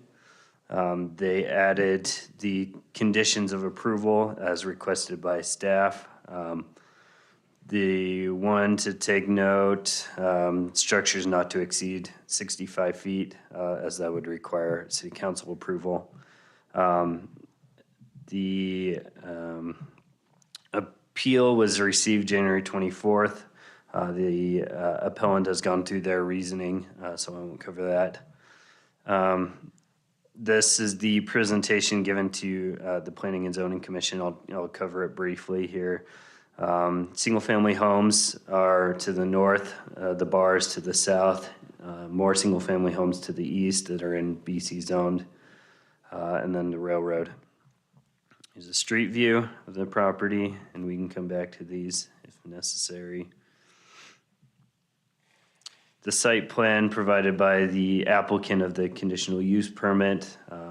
Again, this is just a drawing, you know, when they come in with a building permit, obviously we would require something more than that. The code section laying out the action required by city council. Again, you can affirm, reserve, or modify the decision.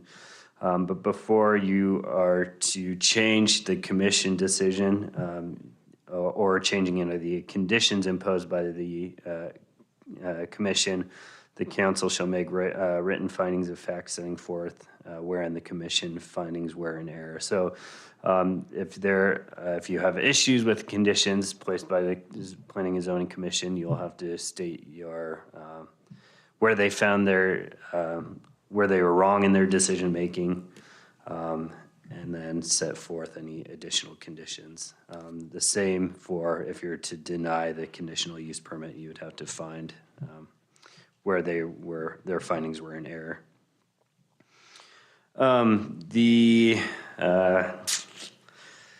Not much else I need to cover. The open space requirement is 5% on this lot, and that will be reviewed with design review. Conditional use permits need to be compatible with and not adversely affect the livability or appropriate development of the abutting properties. Provide convenient, functional living, working, so on and so forth, environment, and enhance the successful operation of the area.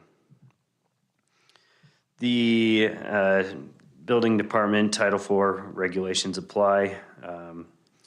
Right-of-ways have already been dedicated. Frontage improvements will be necessary.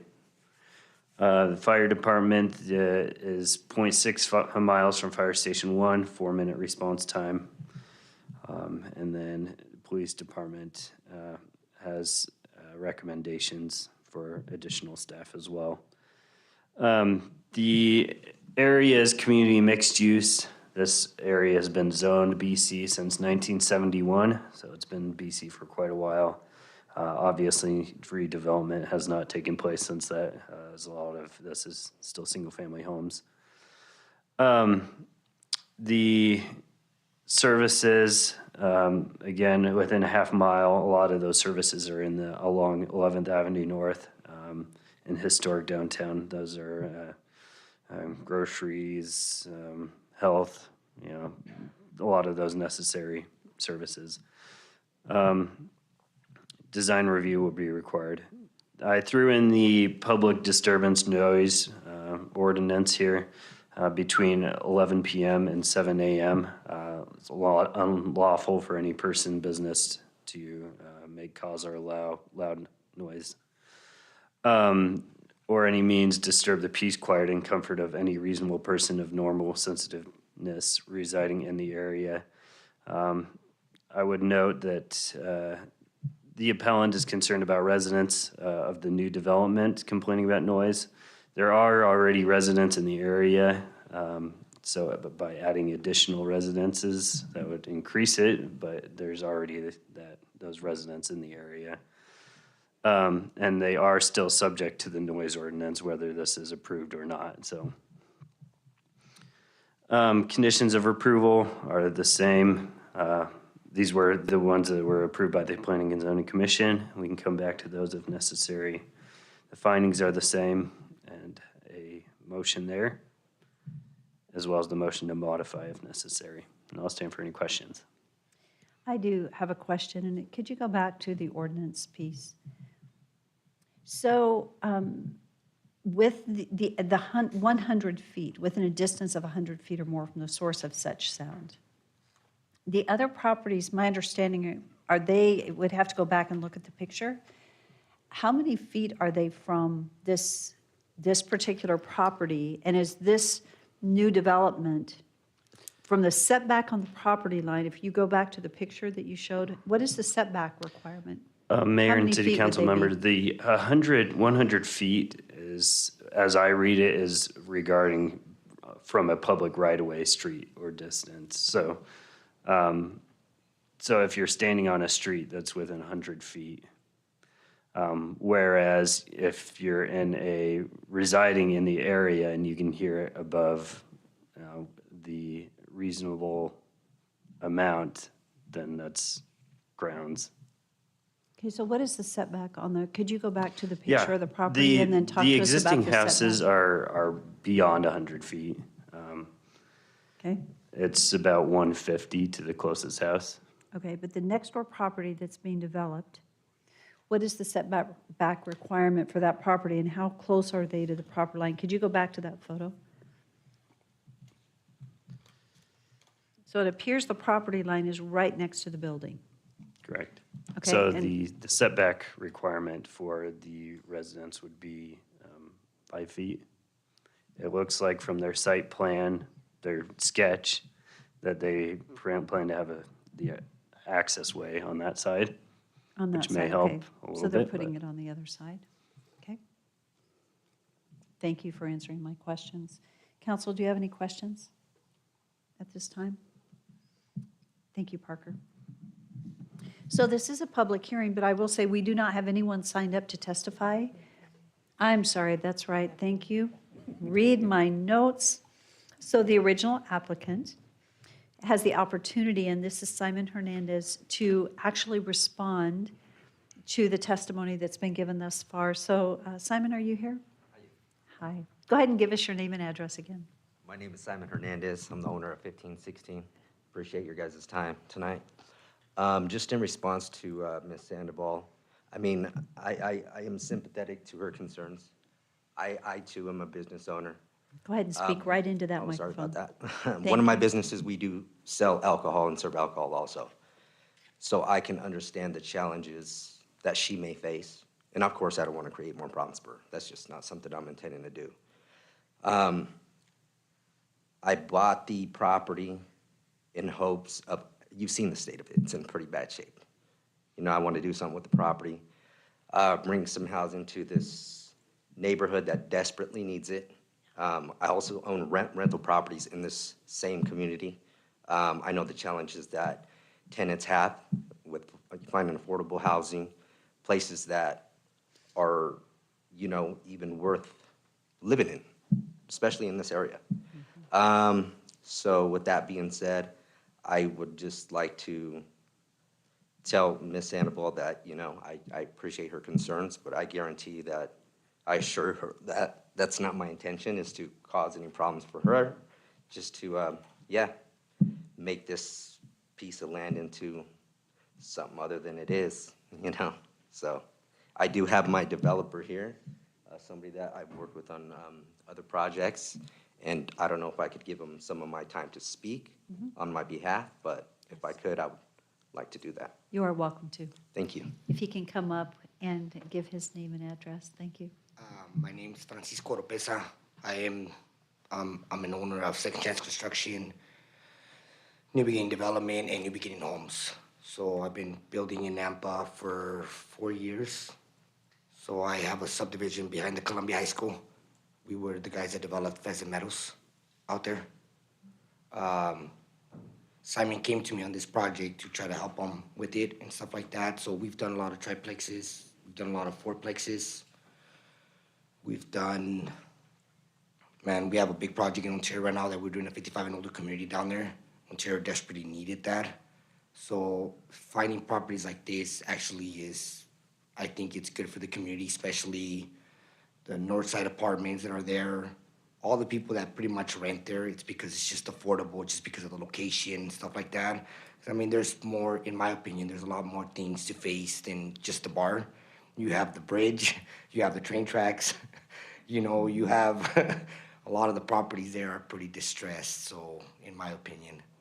So, we can create berms to give the 6-foot fence, right? Obviously, we can't go above 6 feet on the fencing and stuff like that, so we're thinking about maybe putting a berm and then raising the fence up higher, maybe a double layer of sheetrock, a lot more insulation to try to keep that noise sound out of that part. But I just don't, I mean, in Boise and stuff, Garden City, you got trailer parks, bars, and expensive townhomes. So I don't understand why we can't do that in Nampa. Right. So, Thank you for your comments. Council, do you have any questions? Thank you. I appreciate that. Thank you very much. Okay, so now I'll try to keep this straight. This is a little different order than I'm accustomed to. So now is the public hearing, and we do not have anyone signed up to testify. So I'd like to ask, is there anyone here that would like to testify on this particular matter this evening? Okay, seeing no one, this is an opportunity. Simon, do you have anything else you'd like to share? Nothing other than, you know, Go ahead and come, whoops, go ahead and come forward, I'm sorry. Only for the microphone. Yeah. It's just kind of reiterating what I was talking about before. I actually grew up in this neighborhood, literally blocks away. And I've seen it like this. This thing's been like this almost my entire life. You know, I just want to come in there and, yeah, just do something. I think it'll bring value to the community, sense of pride to the community, and people, the children are going to have to walk by there and see this crap every day. I think it'll just be a whole better look. So, Will you be replacing the sidewalk? yes, so we'll be doing all of that. Yeah. Thank you. Thank you. Council, do you have any comments or questions for Simon?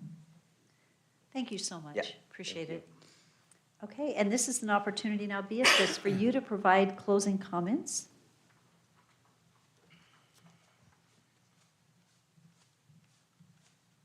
I just want to thank you guys all for listening, Mr. Hernandez as well. I apologize that we had to do this appeal, but I just wanted to be heard as far as how close it was to my building, and I appreciate you and your developer taking that consideration to build some sort of soundproof material on that side of your building and and increasing the height of the fence to protect somewhat of your customers' peace and quiet. And really, that is all. Thank you so much for your time. Great. Thank you. Council, do you have any questions for Beatrice? See none. Thank you so much. Thank you, ma'am. Appreciate it. Thank you. Okay, that concludes our public hearing. Council, do you have any questions before we close public hearing? Just double checking. Okay, I'd stand for a motion to close public hearing. Second. All in favor? Aye. Okay, this is an opportunity for council discussion and motion. Mayor Klein, Yes. I've looked at this project and proposal. I don't know much about it because there isn't any information that I want to see in here. The first thing is the diagram. That's not an architectural diagram. And I can't accept that as part of this proposal and project, and I will not. I will not. I know that this area needs to be worked on, but having a complex next to a bar, that just doesn't make any sense. I know this area needs to be revamped and remodeled, but not at this location. The thing about it is I don't know easements, I don't know single-family homes around it. There's no neighbors that have been reached out to that I know of, because there's nobody that responded. In the comprehensive future plan, it says it's community mixed use, but it fits the zoning now. So I'm kind of wondering about what the future will bring to this location. I don't know, other than this handwritten diagram, which I don't accept, I don't know anything about traffic, about position, about how high or how long, how far, what they're going to do, backed up right up against the bar. So I just have too many questions on this. I'm surprised that it got to this far with the diagram that was there. So you did ask questions about the setbacks. I don't see that document. I don't see a physical diagram of that. So I will not be, I won't be in support of this. Thank you. Okay, so I'm going to have to ask the questions that were being asked over here, since it is a Mayor public Quinn? hearing. Yes. I just wanted to get clarity from Todd. This is a conditional use permit that's already been approved by the Planning and Zoning Commission. It has nothing to do with the drawing of how they're going to lay it, this proposed development on the site. That would be a building permit issue that would come later, but I just wanted to get clarity on that. That's not something that we should be even considering at this point, is what kind of a diagram would go along with the plan. Would they be subject to design? I believe I was trying to find it back in there. They're going to The be. BC, Right, they're going to be subject to design review, correct? Okay, so that'll come later. And then I did notice that it does say structure shall not exceed 65 feet in height on the conditions of approval. So I do have a question regarding conditions of approval. It is probably the reason why it isn't noted that they have to go to design review is because it's a given based on their, is that correct? Okay, Rodney? That's correct, Madam Mayor. All multifamily developments go to design review. So it would be going to design review. Before it's approved, it has to pass that. And then there are a few conditions of approval as far as the height. So Mayor, clarification, without this appeal, would this even have been brought before us? No, Okay. it So, I would mean, not have been brought before us. Okay. It would have been approved. That was my understanding. Okay, thanks. Are there any other questions or discussion from council? Mayor, I'm just wondering, is this standard to put a bar next to an apartment or a multifamily housing development? Is that something that we typically do? I understand Beatrice's, her issues with this, and I'm just thinking down the road, if somebody's living there and then she's constantly getting called on noise violations, I can respect her hesitancy on that, because then she's going to keep getting these flags on her that she's having these noise violations when she was concerned before the development went in. So I'm just trying to figure out the process of this and if this is typically something that we do, or if this should be more for some sort of a business or something to go here. Mayor and Councilwoman, we allow multifamily in our BC zones with a conditional use permit. What uses those are next to is subject to your approval. It needs to be compatible with it. All businesses are subject to the noise ordinance. So that's, we determine it on a case-by-case basis, I guess. And Mayor and Parker, and usually it's just the opposite, where there's a concern is if there's a church or school, then alcohol is going to be served and that's where it has to be a certain amount of footage and so on away from the entrance. So it's here the bar is already existing. So yeah, but my main thing is this would not, as I said before, this would not have come before us if without the appeal. So I personally will not be accepting the appeal, and I think that even though I agree, I think architectural design, it would be nice to see a little more structure and professionalism in it, but I think these gentlemen are willing to work and accommodate best possible as far as the distancing and soundproofing. So I have a question. Typically, we have some latitude with annexation, but this is a conditional use permit. On the conditions of approval, you know how it is, like when we've dealt with an annexation, we actually, especially when it was farmland, and we required that the property, that the subdivision notified the people buying that they were next to agricultural ground so that they understood that and that there would be chemicals sprayed, for example. In this situation, is it possible to put a condition on that the apartment ownership notifies their potential tenants that even though it's very obvious that it's on the website that they are renting a place next to a bar and that their hours extend beyond 11 p.m.? Is that a requirement that we can put on, ask, in other words, as a condition of approval, are you allowed to do that on a CUP? Madam Mayor, council members, one of your main criteria for a conditional use permit is compatibility and not adversely affect the livability and development of abutting properties. So I think in theory you could. It does create some challenges with enforceability, but I think you could. You could also put conditions on regarding fencing or things that have been proposed as part of the CUP. Your authority is to either approve the CUP or deny it or modify it. Then I have one other question, and that is that it was mentioned the possibility of berming the edge of the property and then placing a 6-foot fence on top of that. Is that something that's allowable? Mayor and council, the height restriction for a fence for a multifamily is 6 feet. A berm would be part of that, so it would not really be possible by code. They could do additional landscaping as a buffer, but if they were doing anything more than 6 feet, it would require a variance. But actually, if they did trees or if they did arborvitaes, something like that, it actually would create a barrier, and it would be a much Correct. taller barrier, but it would be greenery. Correct. Okay, so that would be a consideration. I don't know if there's space along that side, in the design side, but would that be an appropriate condition of approval?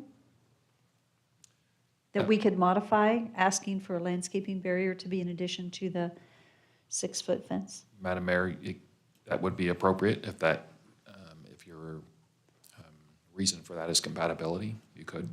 Okay, Mayor Kling. yes. I will state that I looked at this piece of property a few months back for my son.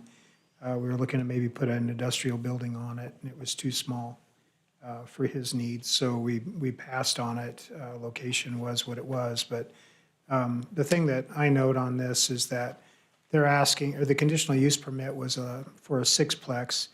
I'm not sure that they're going to be able to get 6 units on this parcel, knowing the size of it and the parking requirements that'll go along with it. So at this point in time, again, the conditional use has been approved.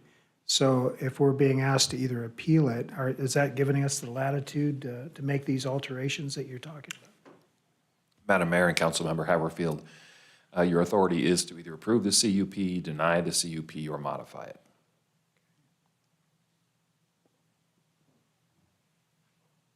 Okay.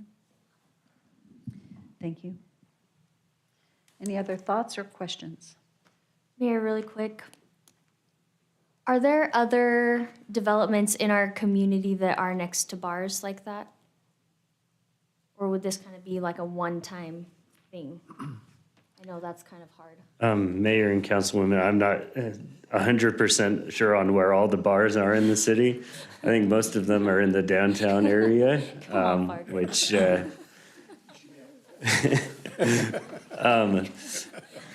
I don't think there's any situations that I come to top of mind where they're directly next door to them. But it's possible to do it in the future in downtown where you have multifamily above, these commercial residents, commercial opportunities. So it could be something in the future that you see again, but not something that we see currently. So I will say, so just across the street and down about several blocks, there is another bar, and it has single-family residential right next to it. Downtown, there is, it's more of a condo. It's a building right next to a bar with housing up above. So there are other locations where that is actually there. I think the difference here is that the bar is already there, right? So but asking to put the housing, and I understand the concern, especially if we're going to enforce our ordinance, the noise ordinance after 11 p.m. That does make it difficult. However, it does make it difficult. If the applicant's willing to soundproof his, the building and add, I would recommend, if it were to be approved, that there would be landscaping, something like, arborvitaes really provide a pretty good landscape barrier once they grow up there, but I don't know, a lot of people don't like them. So some type of landscape barrier in addition to the fencing, since the fencing is not allowed to go above 6 feet, is the understanding, is that correct? So, this is a council decision, though, it is not my decision. Here, are we ready then? Just make a motion? Yes. And then we'll just see if we get a second or not. So I'll do the modify conditions. So I move to modify the decision to approve the conditional use permit for multifamily building, Sixplex BC Community Business Zoning District at 1516 First Street North for Simon Hernandez, who is the applicant. And added conditions is that there would be, of course, the 6-foot fence, that the structure itself would be as far, and direction-wise, are we talking about east, farthest away from the bar? West.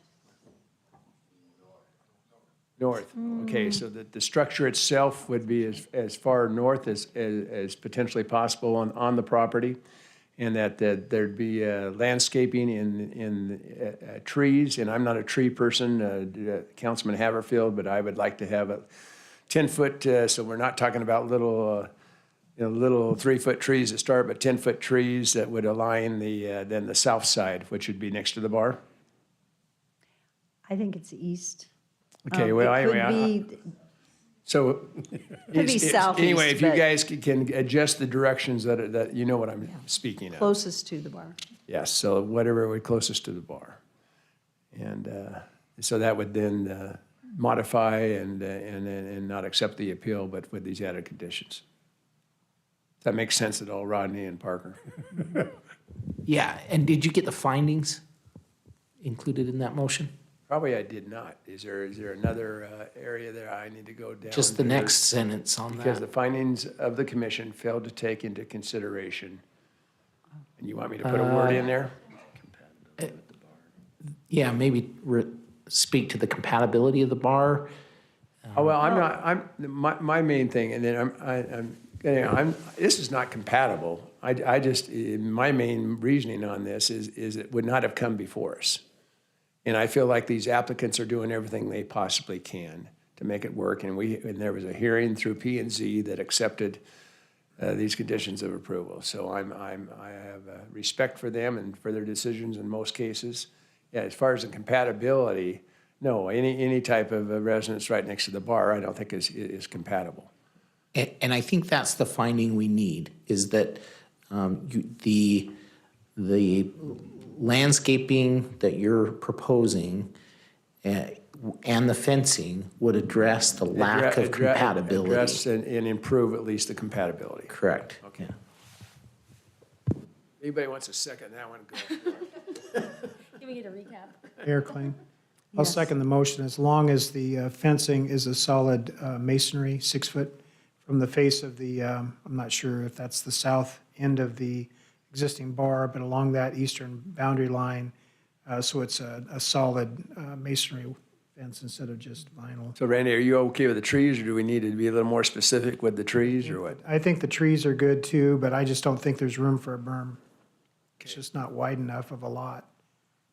So, yeah, a masonry wall on the property line, at least a 5 to 8 foot wide landscape strip along that side for the buffering of sound as well.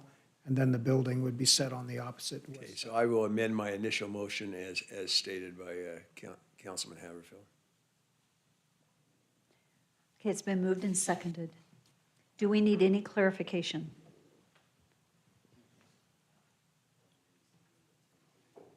Rodney, did you catch the location of the masonry wall?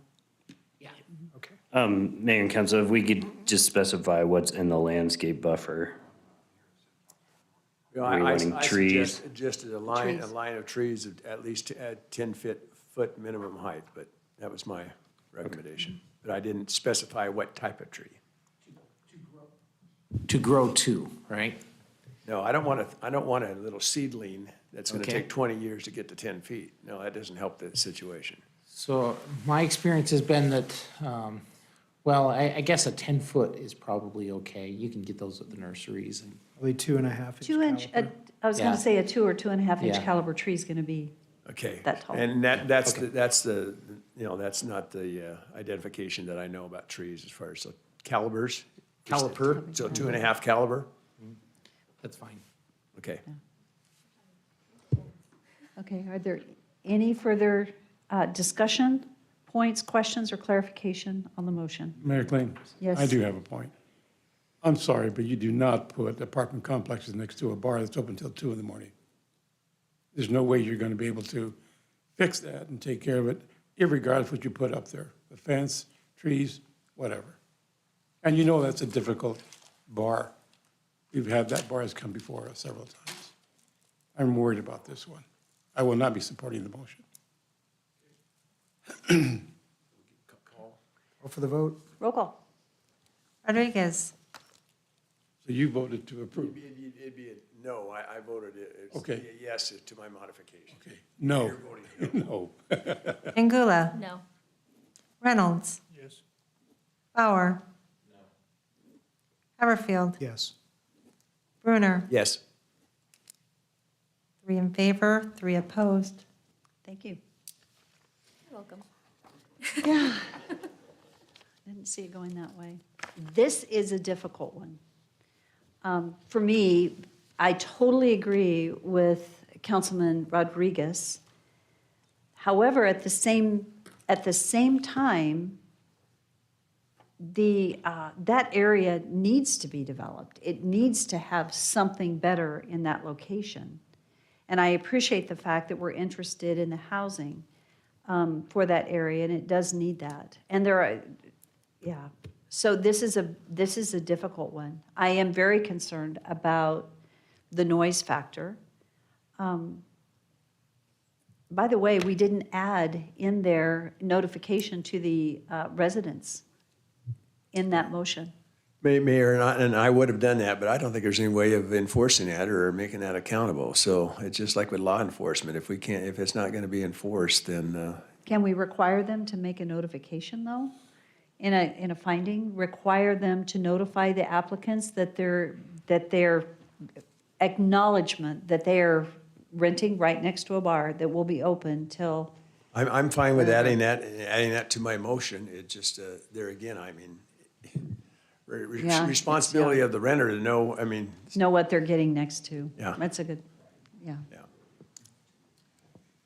I'll Lego. repeat, I think, my answer, Mayor, I think you can. It's just really, how You do can't enforce it. And you usually want to put conditions on there that they violate the conditions, you revoke the CUP.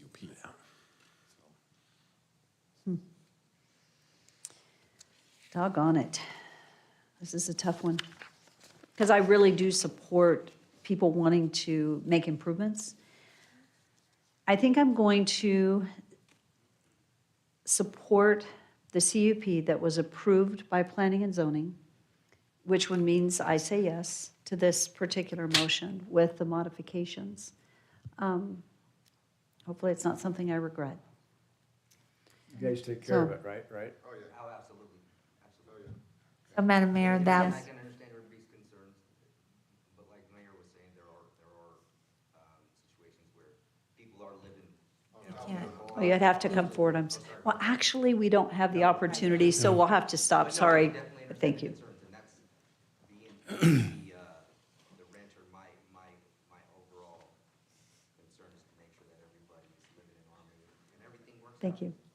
So yes, yeah, so, Madam Mayor, I just want to state what the vote is now, and it's 4-3, motion carries. thank you. Okay, so that ends this particular public hearing. And Beatrice, you know what? I wish the best for you, and hopefully you don't actually live out what your concerns are. I trust that it works out. Yes, ma'am. Thank you so much Thank you. for your questions that you've done for me. Thank you. Thank you. Thank you very much. Thank you, guys. Thank you. Okay, let's move on to 8.4 on the agenda. 8.4 is an action item. This is the vacation of a .176 acre portion of an existing waterline easement as recorded on September 21, 2009. This is at 1232 and 1250 North Galleria Road. It's a 20-foot by approximately 300-foot and a 20-foot by 70-foot easement described in detail in a legal description found at the Nampa Planning and Zoning Office. This is for the Gardner-Nampa Gateway Project. And the original concept is to vacate a portion of an easement without a water line currently located in that easement in preparation for the future development area. Is our applicant here this evening? Good evening. Mayor, council members, and staff, my name is Weston Arnell. Address is 800 West Main Street in Boise. I won't be too long, but as we've continued to work on this future development of Nampa Gateway Center, we've noticed there are a couple of easements that don't really apply to the development. This one in particular is where we recently got some apartment flats approved, and as we looked at that easement, we noticed that there are no public utilities in that. So we met with the land group who did some studies along with the city, and came to determine that we don't really know why the previous developer placed that easement there, but we'd like to vacate that for future development of this community. And other than that, I'll stand for any questions. Thank you. Council, do we have any questions? It's a pretty simple one. Thank you so much. Thanks. Rodney, I bet you can be fast. Thank you. Poor Rodney. We're always telling him, like, hurry up, Rodney. Thank you. Rodney, we care what you have to say. I'll stand up for him. You'll stand up for him. Okay, go home, Rodney. Thank you. Mayor and council, I figured I would just skip to the motion at the end. It's a really simple one. So I will jump to that, and if you have any questions, I'd be happy to stand for questions. And I'd ask that my extra time be allotted to me later on in my staff report for the So moved. for the annual report. That is great. So, We were just teasing, Rodney. Oh, never mind. actually, it's very straightforward. It's in our packet. And so, does anyone have any questions? Okay, thank you, Rodney.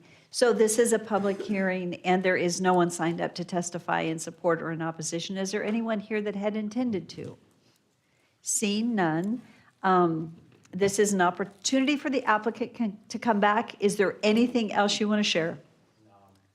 You're good. Okay, so I would stand for, any questions before we close the public hearing? Seeing none? Okay, I'd stand for a motion to close public hearing. So moved. Second. All in favor? Aye. Thank you. Well, that was in unison. Council, what's the decision? Madam Mayor, I move we approve the vacation of a .176 acre portion of an existing waterline easement at 1232 and 1250 North Galleria Road, described in detail in the legal description attached to the staff report for Gardner Nampa Gateway LC, with the proposed findings listed in the staff report. Second. It's been moved and seconded. Is there any discussion? Hearing none, roll call. Rodriguez. Yes. Brunner. Yes. Pingula. Yes. Power. Haverfield. Yes. Reynolds. Yes. All in favor, motion carries. I'm so sorry you had to wait so long for that. I apologize, but thank you. Thank you. Okay, we're ready to move on to 8.5 on the agenda. This is an action item. This is a variance of Nampa City Code 10-8-5C, requiring a 5-foot minimum side and rear property structure and a parking setback to allow an existing accessory structure that extends into the public right-of-way or the alley, and it's to be rebuilt in its current location at 503 10th Avenue South in an RS6 zoning district. And this is for Cody Murray. Are you Cody? Good evening. I'm sorry that you're last tonight, but thank you for waiting. Go ahead and come forward. I think you know what the plan is, so give us your address and tell us a little bit about what you're doing. Cody Murray, 848 West Hackamore Avenue, currently. So this is a house that's been in my family for 60-plus years. I think probably half the council's either been there or knows the place. I initially, we were going to sell the property and try and move out of town, and I was just going to take the roof off. And the lower bottom portion was all cinder block. So I asked my grandfather who built it, I said, "Did you do that right?" He said, "Yeah, I did it right." We tried to take the roof off, we took the whole thing down.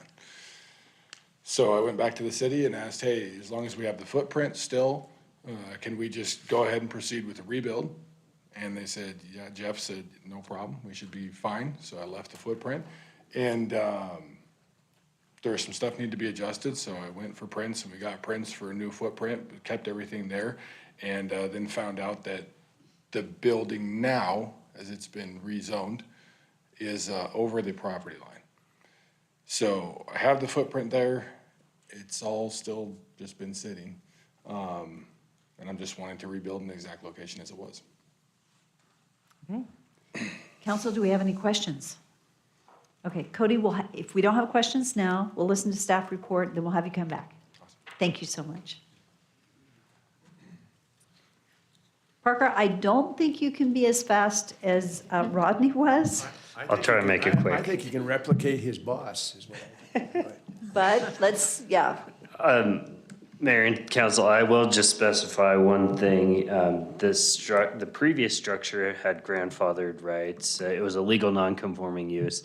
So if it were to be destroyed or due to a catastrophe, it could have been rebuilt in the exact footprint. But because he took it down himself, we have to go through this variance process for it to be built where it was. I'll just go through the findings, really. That's probably the best way about this. Staff finds the accessory structure existed from the 1970s till December last year, at which time the city required the structure to be reconstructed instead of being maintained. Sorry, that was a typo. Due to this fact, the structure still maintains legal non-conforming standards as it previously stood. So because the city we're requiring it to be reconstructed instead of maintained. That's the way we're interpreting it. The accessory structure was not permitted to be maintained, but must be reconstructed as it was a hazard. The foundation of first said structure is intact and it will be utilized. The structures that were permitted under previous code are allowed to be continued as a legal non-conforming use. By not allowing the structure to be rebuilt, the city would be depriving the applicant of their non-conforming use rights.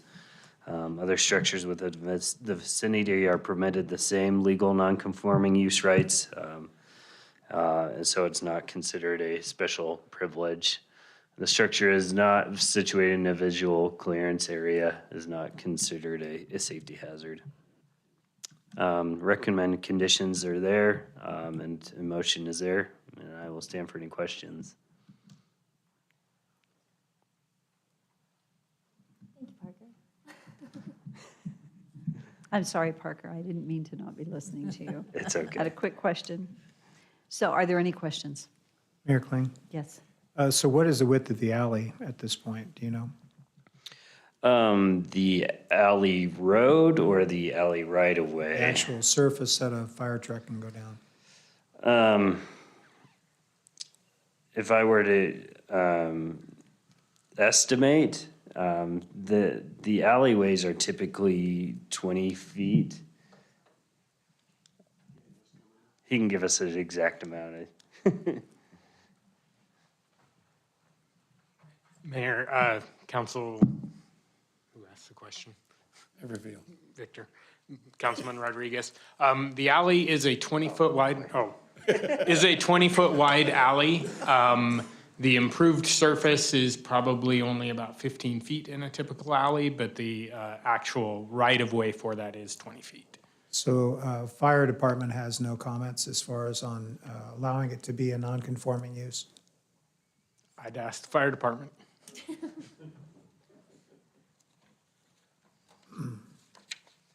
it's in there. Thank you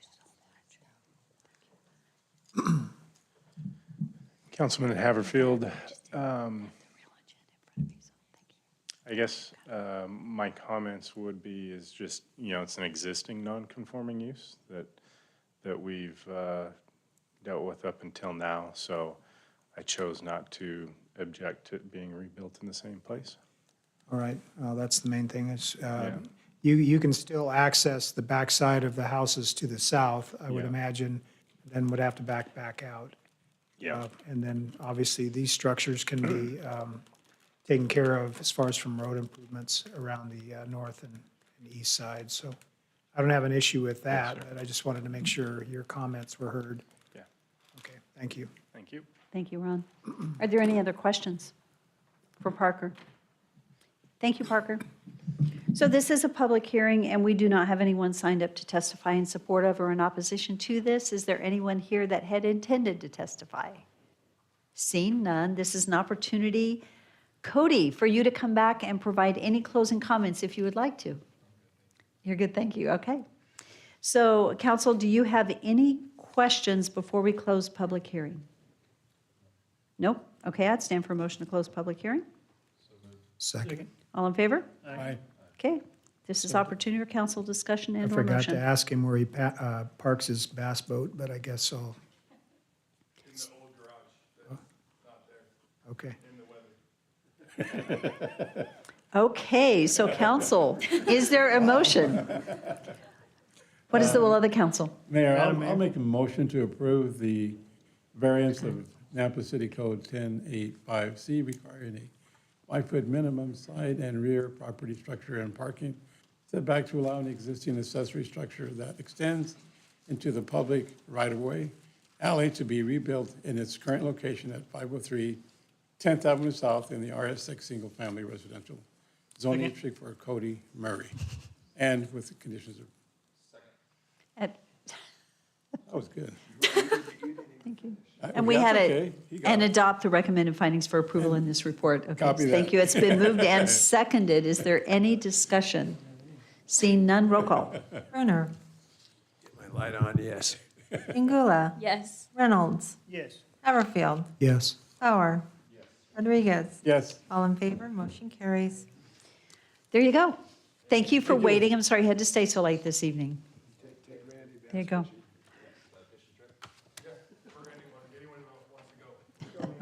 Oh, he's already leaving. Okay. So we're going to go back to the front of the agenda and finish up with our staff reports. So Rodney, you're on with your staff report.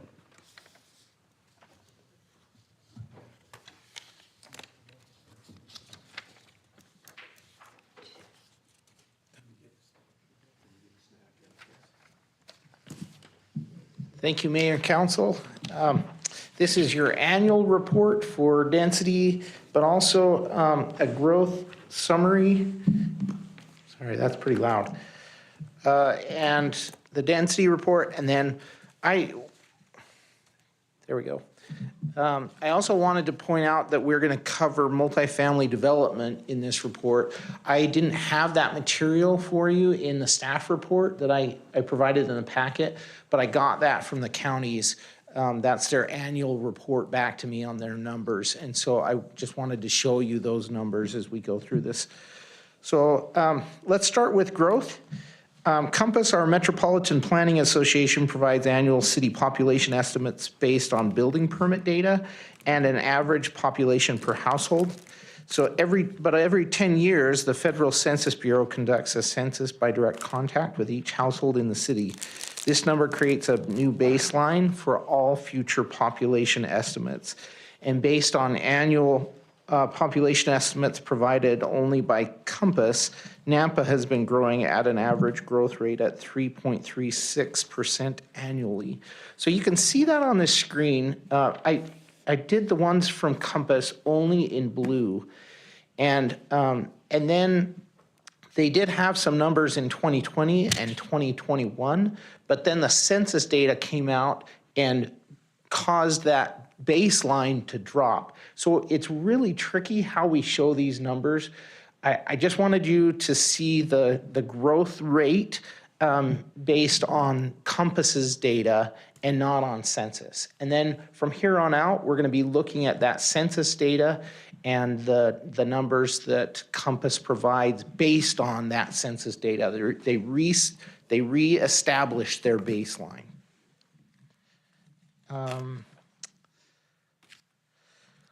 So using the new baseline of 2020 census, the Compass estimated Nampa's population in 2022 as 109,120. Nampa's population grew by 18,643 people from the 2010 census to the 2020 census, an average annual growth rate of 2.07%. The growth has been significant and impacts the city's ability to provide services and maintain our infrastructure. This next one, this is what 2022 subdivision applications were approved or are in review. We had 10 preliminary plats with a total of 1,102 dwelling units, 2 short plats with a total of 66 dwelling units, and 32 final plats with a total of 1,414 dwelling units.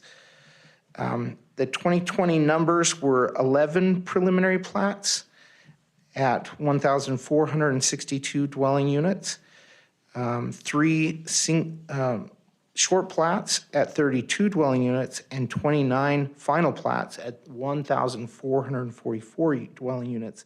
In 2021, they went up significantly to 29 preliminary plats, which equated to 2,710 dwelling units, 6 short plats at 26 dwelling units, and 32 final plats at 1,302 dwelling units. So the final plats were actually less, but the preliminary plats were significantly more. In 2021, you saw a lot of preliminary plats and a lot of dwelling units being proposed at that time and approved at that time. So you can get a sense of this from this slide here. The year 2021 was an outlier year with a dramatic increase in numbers of plats and total dwelling units approved. The total number of dwelling units approved through plats in 2022 has dropped significantly from 2021 and is more in line with the units approved in 2020. The primary changes in the number of preliminary plats approved. Far less preliminary plats were approved in 2022 than last year. This is significant because preliminary plats are like the future years that you're going to see growth happening. A lot of what you're seeing today were because of preliminary plats that were approved several years ago. And so sometimes people will be frustrated with us in the planning department or with you because they see all this growth, but that could have been it's likely because of past decisions that were made several years ago, and now you're just seeing that growth happen. This next screen shows where the growth is occurring. This is pretty typical. We've seen this on each of my quarterly reports. You see where it's going. So this is a little bit closer view of preliminary plats, where they are going. In 2022, these are the ones that were approved, significantly less than last year. And here are the numbers. So it equates to 384 multifamily units and 718 single-family units. These are the short plats, pretty simple. Then I jump to final plats, and this is where you've seen a lot more. In 2022, there were a lot of final plats. Rodney, can I ask you a question about Yeah. the final plats? So is there a, quote, typical, and I think I may know the answer to this, that there may not be, but is there a typical timeframe that you have seen historically from a final plat to actually something being built? The time it takes to have that something in the ground? Yeah. Well, Mayor, there are a lot of requests for extensions depending on the economy, but you have 2 years for a preliminary plat, and then you need to submit a final plat. So that's the typical standard is 2 years, but then we get extensions on an annual for a yearly extension. And sometimes those can be up to 4 extensions. So you could go from approval date of a preliminary plat to a final plat being submitted could go 6 years. And then the final plat is another process, and then those could be extended too. So how long is it? Do we have any historical data that tells us that once a final plat's been approved, that usually you're seeing something going in the ground? Yeah. I could guess at that as maybe 3 to 7 years. But that's, I know that's a broad number, but, you know, it could be as close as 3 years. Well, the reason I asked the question is it's actually staffing for police and fire. Yeah. Now, we don't have fire responsibilities any longer, but we look at 1,400 approximately units that were approved in final plats, right, in 2022. And so thinking about how many officers are directly tied to that, then, and how long before we actually need to have the funding to actually for the police officers. So, because it doesn't all land in the ground that year, right? It could Right, be 3 years, it exactly. could be longer. Yeah, And really, we should be gauging that off of final plats, correct? that's correct. Final Yeah. plats is your best measuring stick for growth. Yeah. Thank you. Okay, so there's the southern end of those final plats. And as you can see at the bottom here, 88 multifamily units for final plats in 2022, and then 1,326 single-family units. Oops, I jumped forward. Okay, so now I'm going to talk about how our subdivisions changing. The approved subdivisions have more open space and amenities than they have in previous years. Approved subdivisions have more parking. And related to those two things, approved subdivisions' densities are lower than any time in Nampa's known history. So this is probably the best graph to look at for that situation. This graph shows the average gross density per year. A typical single-family residential subdivision will have an average density somewhere between 3 and 4. For the first time in the 10-year history, the annual average gross density dropped below 3 dwelling units per acre. This means developments in the city of Nampa are becoming less dense than past developments, using up more land for the same number of units. This trend is in conflict with the vision identified in the comprehensive plan to promote smart growth and preserve agricultural land through greater density. Large lot subdivisions are one of the greatest threats to the loss of agricultural land. Maintaining a higher density overall will preserve a greater amount of agricultural land. I think That's that really interesting information. it was. I'm surprised. Yeah. And, Wow. and if you go back to this statement here, this is part of it. So we require more open space, but we're not seeing a decrease in lot size. So we ask for more space and more parking, which takes up more space, but the lot size remain the same. So there's no trade-off, and therefore our densities go down.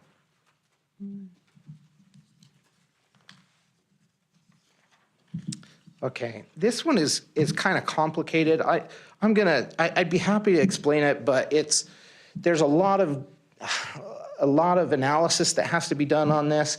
Essentially, if the bottom line is going up and the top line even is going up or even staying stable, then you're decreasing density. So this is the total acreage being used by development, and then the total number of units. So your density is decreasing. If the line on the bottom went down, then, and the top line, the black line stayed stable or increased, you would be increasing your density. Okay, so we've transitioned here into multifamily units. And this is the report from Ada County. They have really good reporting on the number of units for each type of development we've got here. So you can see that multifamily units per 1,000 population on the far right, this is our way to gauge how each of those cities are doing regarding density. So the highest density is, of course, Garden City, and that's been true in the past. Boise is 120. So this is total number of units. It's not the number in 2022, it's total numbers. At the end of 2022, what are your total numbers for all of existence? Right? So if you look down at Meridian, you're at 59.77 multifamily dwelling units per 1,000 residents.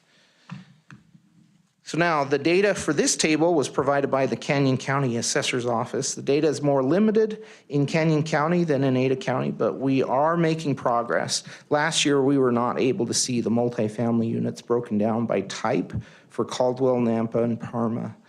As the table indicates from the limited data we have, Nampa has the greatest number of multifamily units per capita in Canyon County. 72.72 multifamily units per 1,000 residents.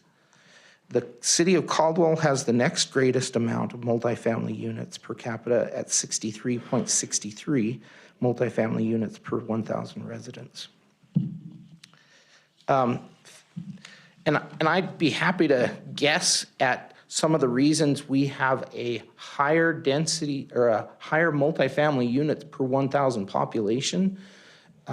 But our densities are going down because I've got several things I've worked through on this. First, Nampa has approved greater numbers of multifamily units in the distant past. And so because Nampa was older, larger city than Meridian for many years, there's a difference there. The second is the data is lagging. So the number of multifamily units per 1,000 population is a current reflection of approvals done several years ago and are now on the tax roll. In 2019, the plats approved averaged out at one of the highest densities in Nampa's history at above 4 dwelling units per acre. Because the entitlements approved in the past couple of years have been much less dense, the multifamily units per 1,000 population number is likely to decrease in the coming years. And third, we're finding that the demographics for the people living in Nampa and moving to Nampa are decreasing the number of people per household. So we've been at 2.67 or greater for a long time, and now we're starting to see evidence that retirees are moving to Nampa, and the number of dwelling or household people per household are decreasing. So that could be part of the situation too. Okay, so this is about permit data. This is based on data that I received from the building department. A permit goes through a process of being approved. A permit is issued, and once all inspections are passed, the permit is complete and a C of O is provided. These numbers are based on the issued year, not the approved or complete year. So a permit issued in 2019 may be completed in 2022, but will be reflected in the 2019 complete number of 665. In 2019, the total number of permits for multifamily units was 695. In 2020, the total of all three categories amounted to 1,002, while those in 2021 amount to 481, less than half of the previous year. Finally, in 2022, only 210 permits were approved, issued, and complete. This appears to show a significant decrease of permits for multifamily units from the previous 2 years, though still approximately double the number in 2018 as a comparison. So I thought it might be easier for you, though, to just look at the completed number of multifamily units by year. So now we're looking at the data based on when they said it's complete. The project is issued a certificate of occupancy, people can move in. And you can see the numbers here, 2018, 2019, 2021 was our highest number, and then 2022 dropped, but still significantly more than we've seen in past years. Again, this is that lag. Previous years, we approved these developments, and as they occur, now we're seeing the building permits. And that is it for me. I'd be happy to take any questions. Council, do you have any questions? Mayor, I do really quick. Rodney, so when a piece of land is annexed in, then it has a period of time to where it needs to get developed, right? So there's, and you say there can be an extension year to year to year, and then there's kind of a cap of time before they have to have a final, and then there's a cap of time, or can it just go for forever? Mayor and Councilwoman Jangula, so an annexation is probably not the term you're wanting to use. Annexation can just be, this is going to be residential, RS6, right? But there's no entitlement for a subdivision at that time. So if you added a subdivision to the annexation, then yes, that's correct. You have a certain amount of time to have your preliminary plat completed, and then you have, or essentially you have 2 years to get the final plat submitted.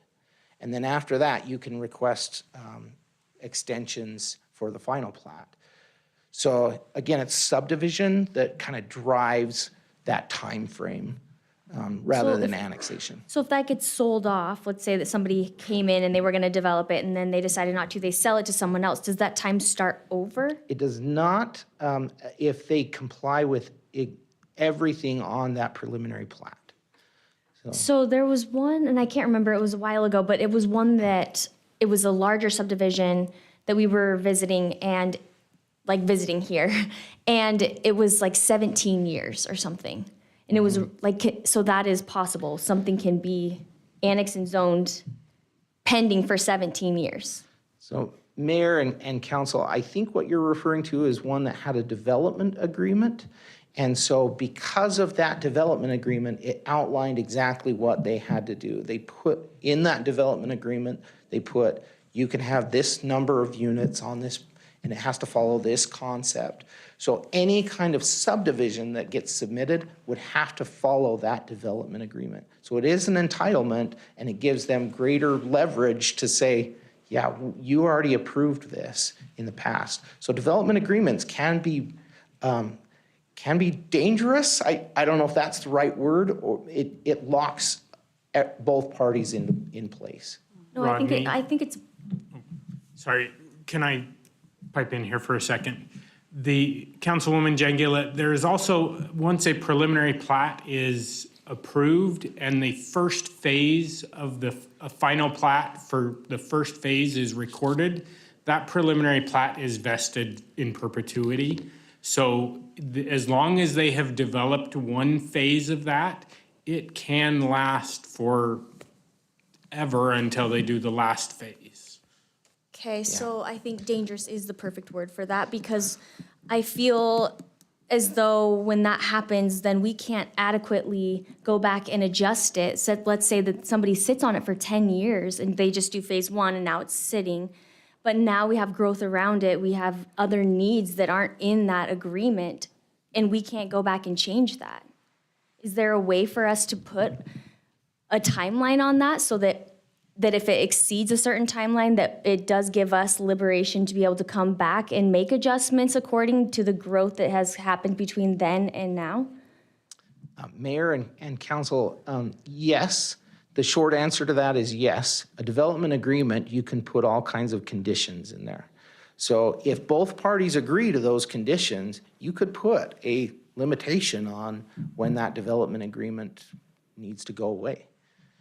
So yeah, you could So do it would that. be individual. It wouldn't be like a city code, for instance. It would just be something individual per agreement. So yes, for development agreements, but when getting back to what Daniel was just referring to, that would need to be in code. We would need to change code to say, if your preliminary, I think that's a little dangerous. I'm looking to the attorney here because they have, once they have a preliminary plat that's established and kind of locked into place with a final plat, they have an entitlement to develop it that way. And every other project needs to be analyzed with that in mind, to say, this already is going to be developed in this way. as if it's already developed, because So it's all locked this into traffic place. studies, all of that is, at that phase then, is all an account for that physically, let's say it's already there. So we're envisioning that it's already here and everything else, all the studies around it are as if it's here. Mayor, Councilman Jangila, yes. So if a project is not fully developed and another project comes in adjacent and has to do a traffic impact study for that, they have to look at they take the traffic generation numbers for those undeveloped lots and they include those in their analysis as background traffic, as if they were already there. So it wouldn't be good for us then to try to adjust that code to make it so that we can, I'm just thinking, you know, for growth to fund growth and for us to make sure that we're sustaining and giving the community the amenities that we're supposed to be. It's really hard, I don't know, for me to wrap my mind around it because if now we have another road that's been added and now it's extended and now we didn't ask them to put in a sidewalk or something, we should be able to have deliberation and come back and say, this is no longer compatible with what our agreement was. We need, because it extended a certain amount of time, we now need to add something else.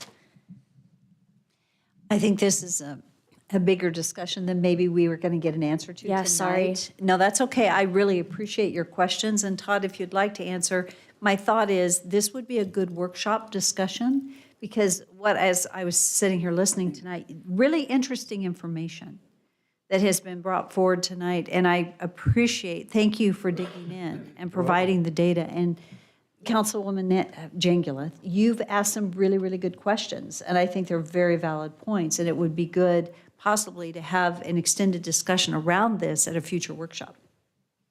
But Todd? Mayor, I think that's a good suggestion. The things you balance are that a previous council negotiated something and it met code and standards at the time, and the people have a right to pursue what they were approved for and agreed on.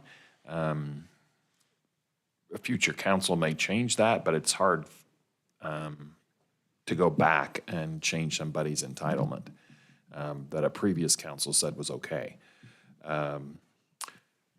But like Rodney said, we could talk about if you wanted to build in some kind of issues or expirations or those kind of things in a development agreement, you could look at that.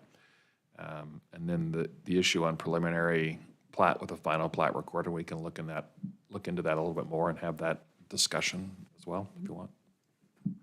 I think that would be a good future discussion. So we can look at that. I think you were done, right? Yeah. And we were asking questions, okay. I know it's getting late, and my thought is, you know what, it's probably time for us to finish the meeting and go home. So I do appreciate the discussion, though. And so, Rodney, let's talk about maybe bringing it forward or at a future workshop, just for more discussion. Okay, thank you. So we got through new business items 7.1 through 5, and now we're ready for item 7.6. This is an action item, and this is to authorize the mayor to sign a Federal Aviation Administration grant application for the Airport Improvement Program to install perimeter fencing at the Nampa Municipal Airport with a city match of $17,650.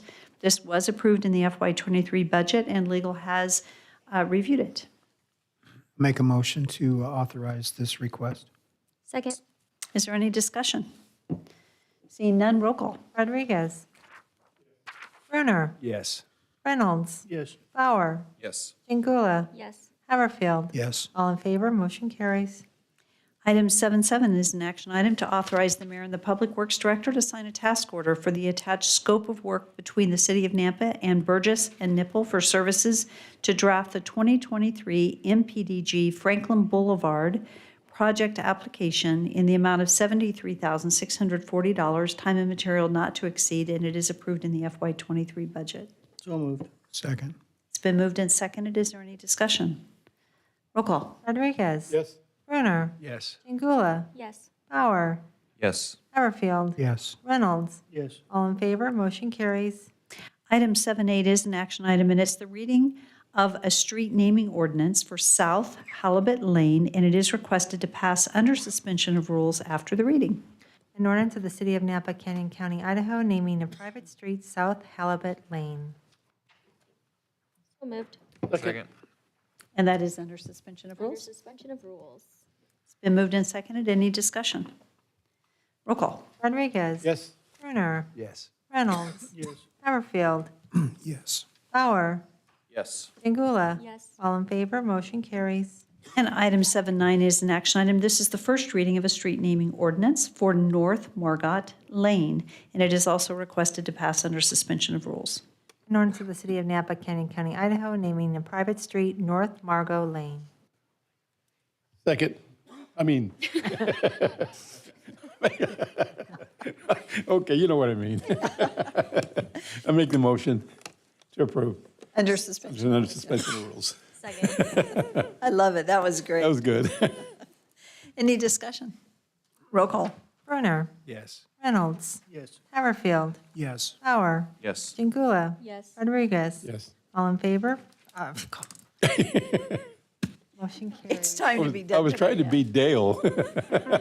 So item 710 was previously voted on, and we have one unfinished business item. And this is the first reading of ordinance for the annexation and zoning to community business and a potential development agreement, a conditional use permit for a multifamily residential in a BC zoning district for the South Side Lofts at 2416 and 2424 Southside Boulevard. And it is also requested to pass under suspension of rules.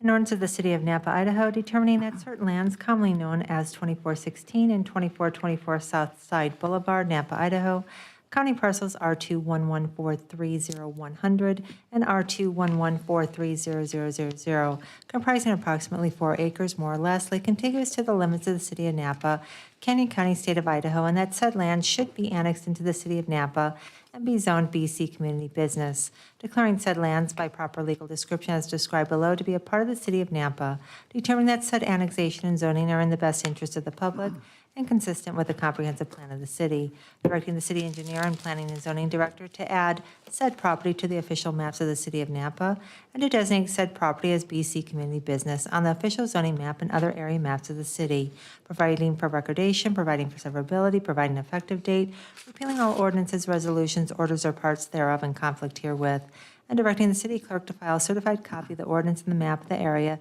to be annexed with Canyon County, State of Idaho, and the Idaho State Tax Commission pursuant to Idaho Code Section 63-215. Is there a motion? I move that this pass under suspension of rules. Second. Any discussion? Seeing none, roll call. Rodriguez. Brunner. Yes. Jingula. Yes. Haverfield. Yes. Bauer. Yes. Reynolds. Yes. All in favor, motion carries. That concludes our business this evening. I'm not aware of any executive session, so with that, I would stand for a motion to adjourn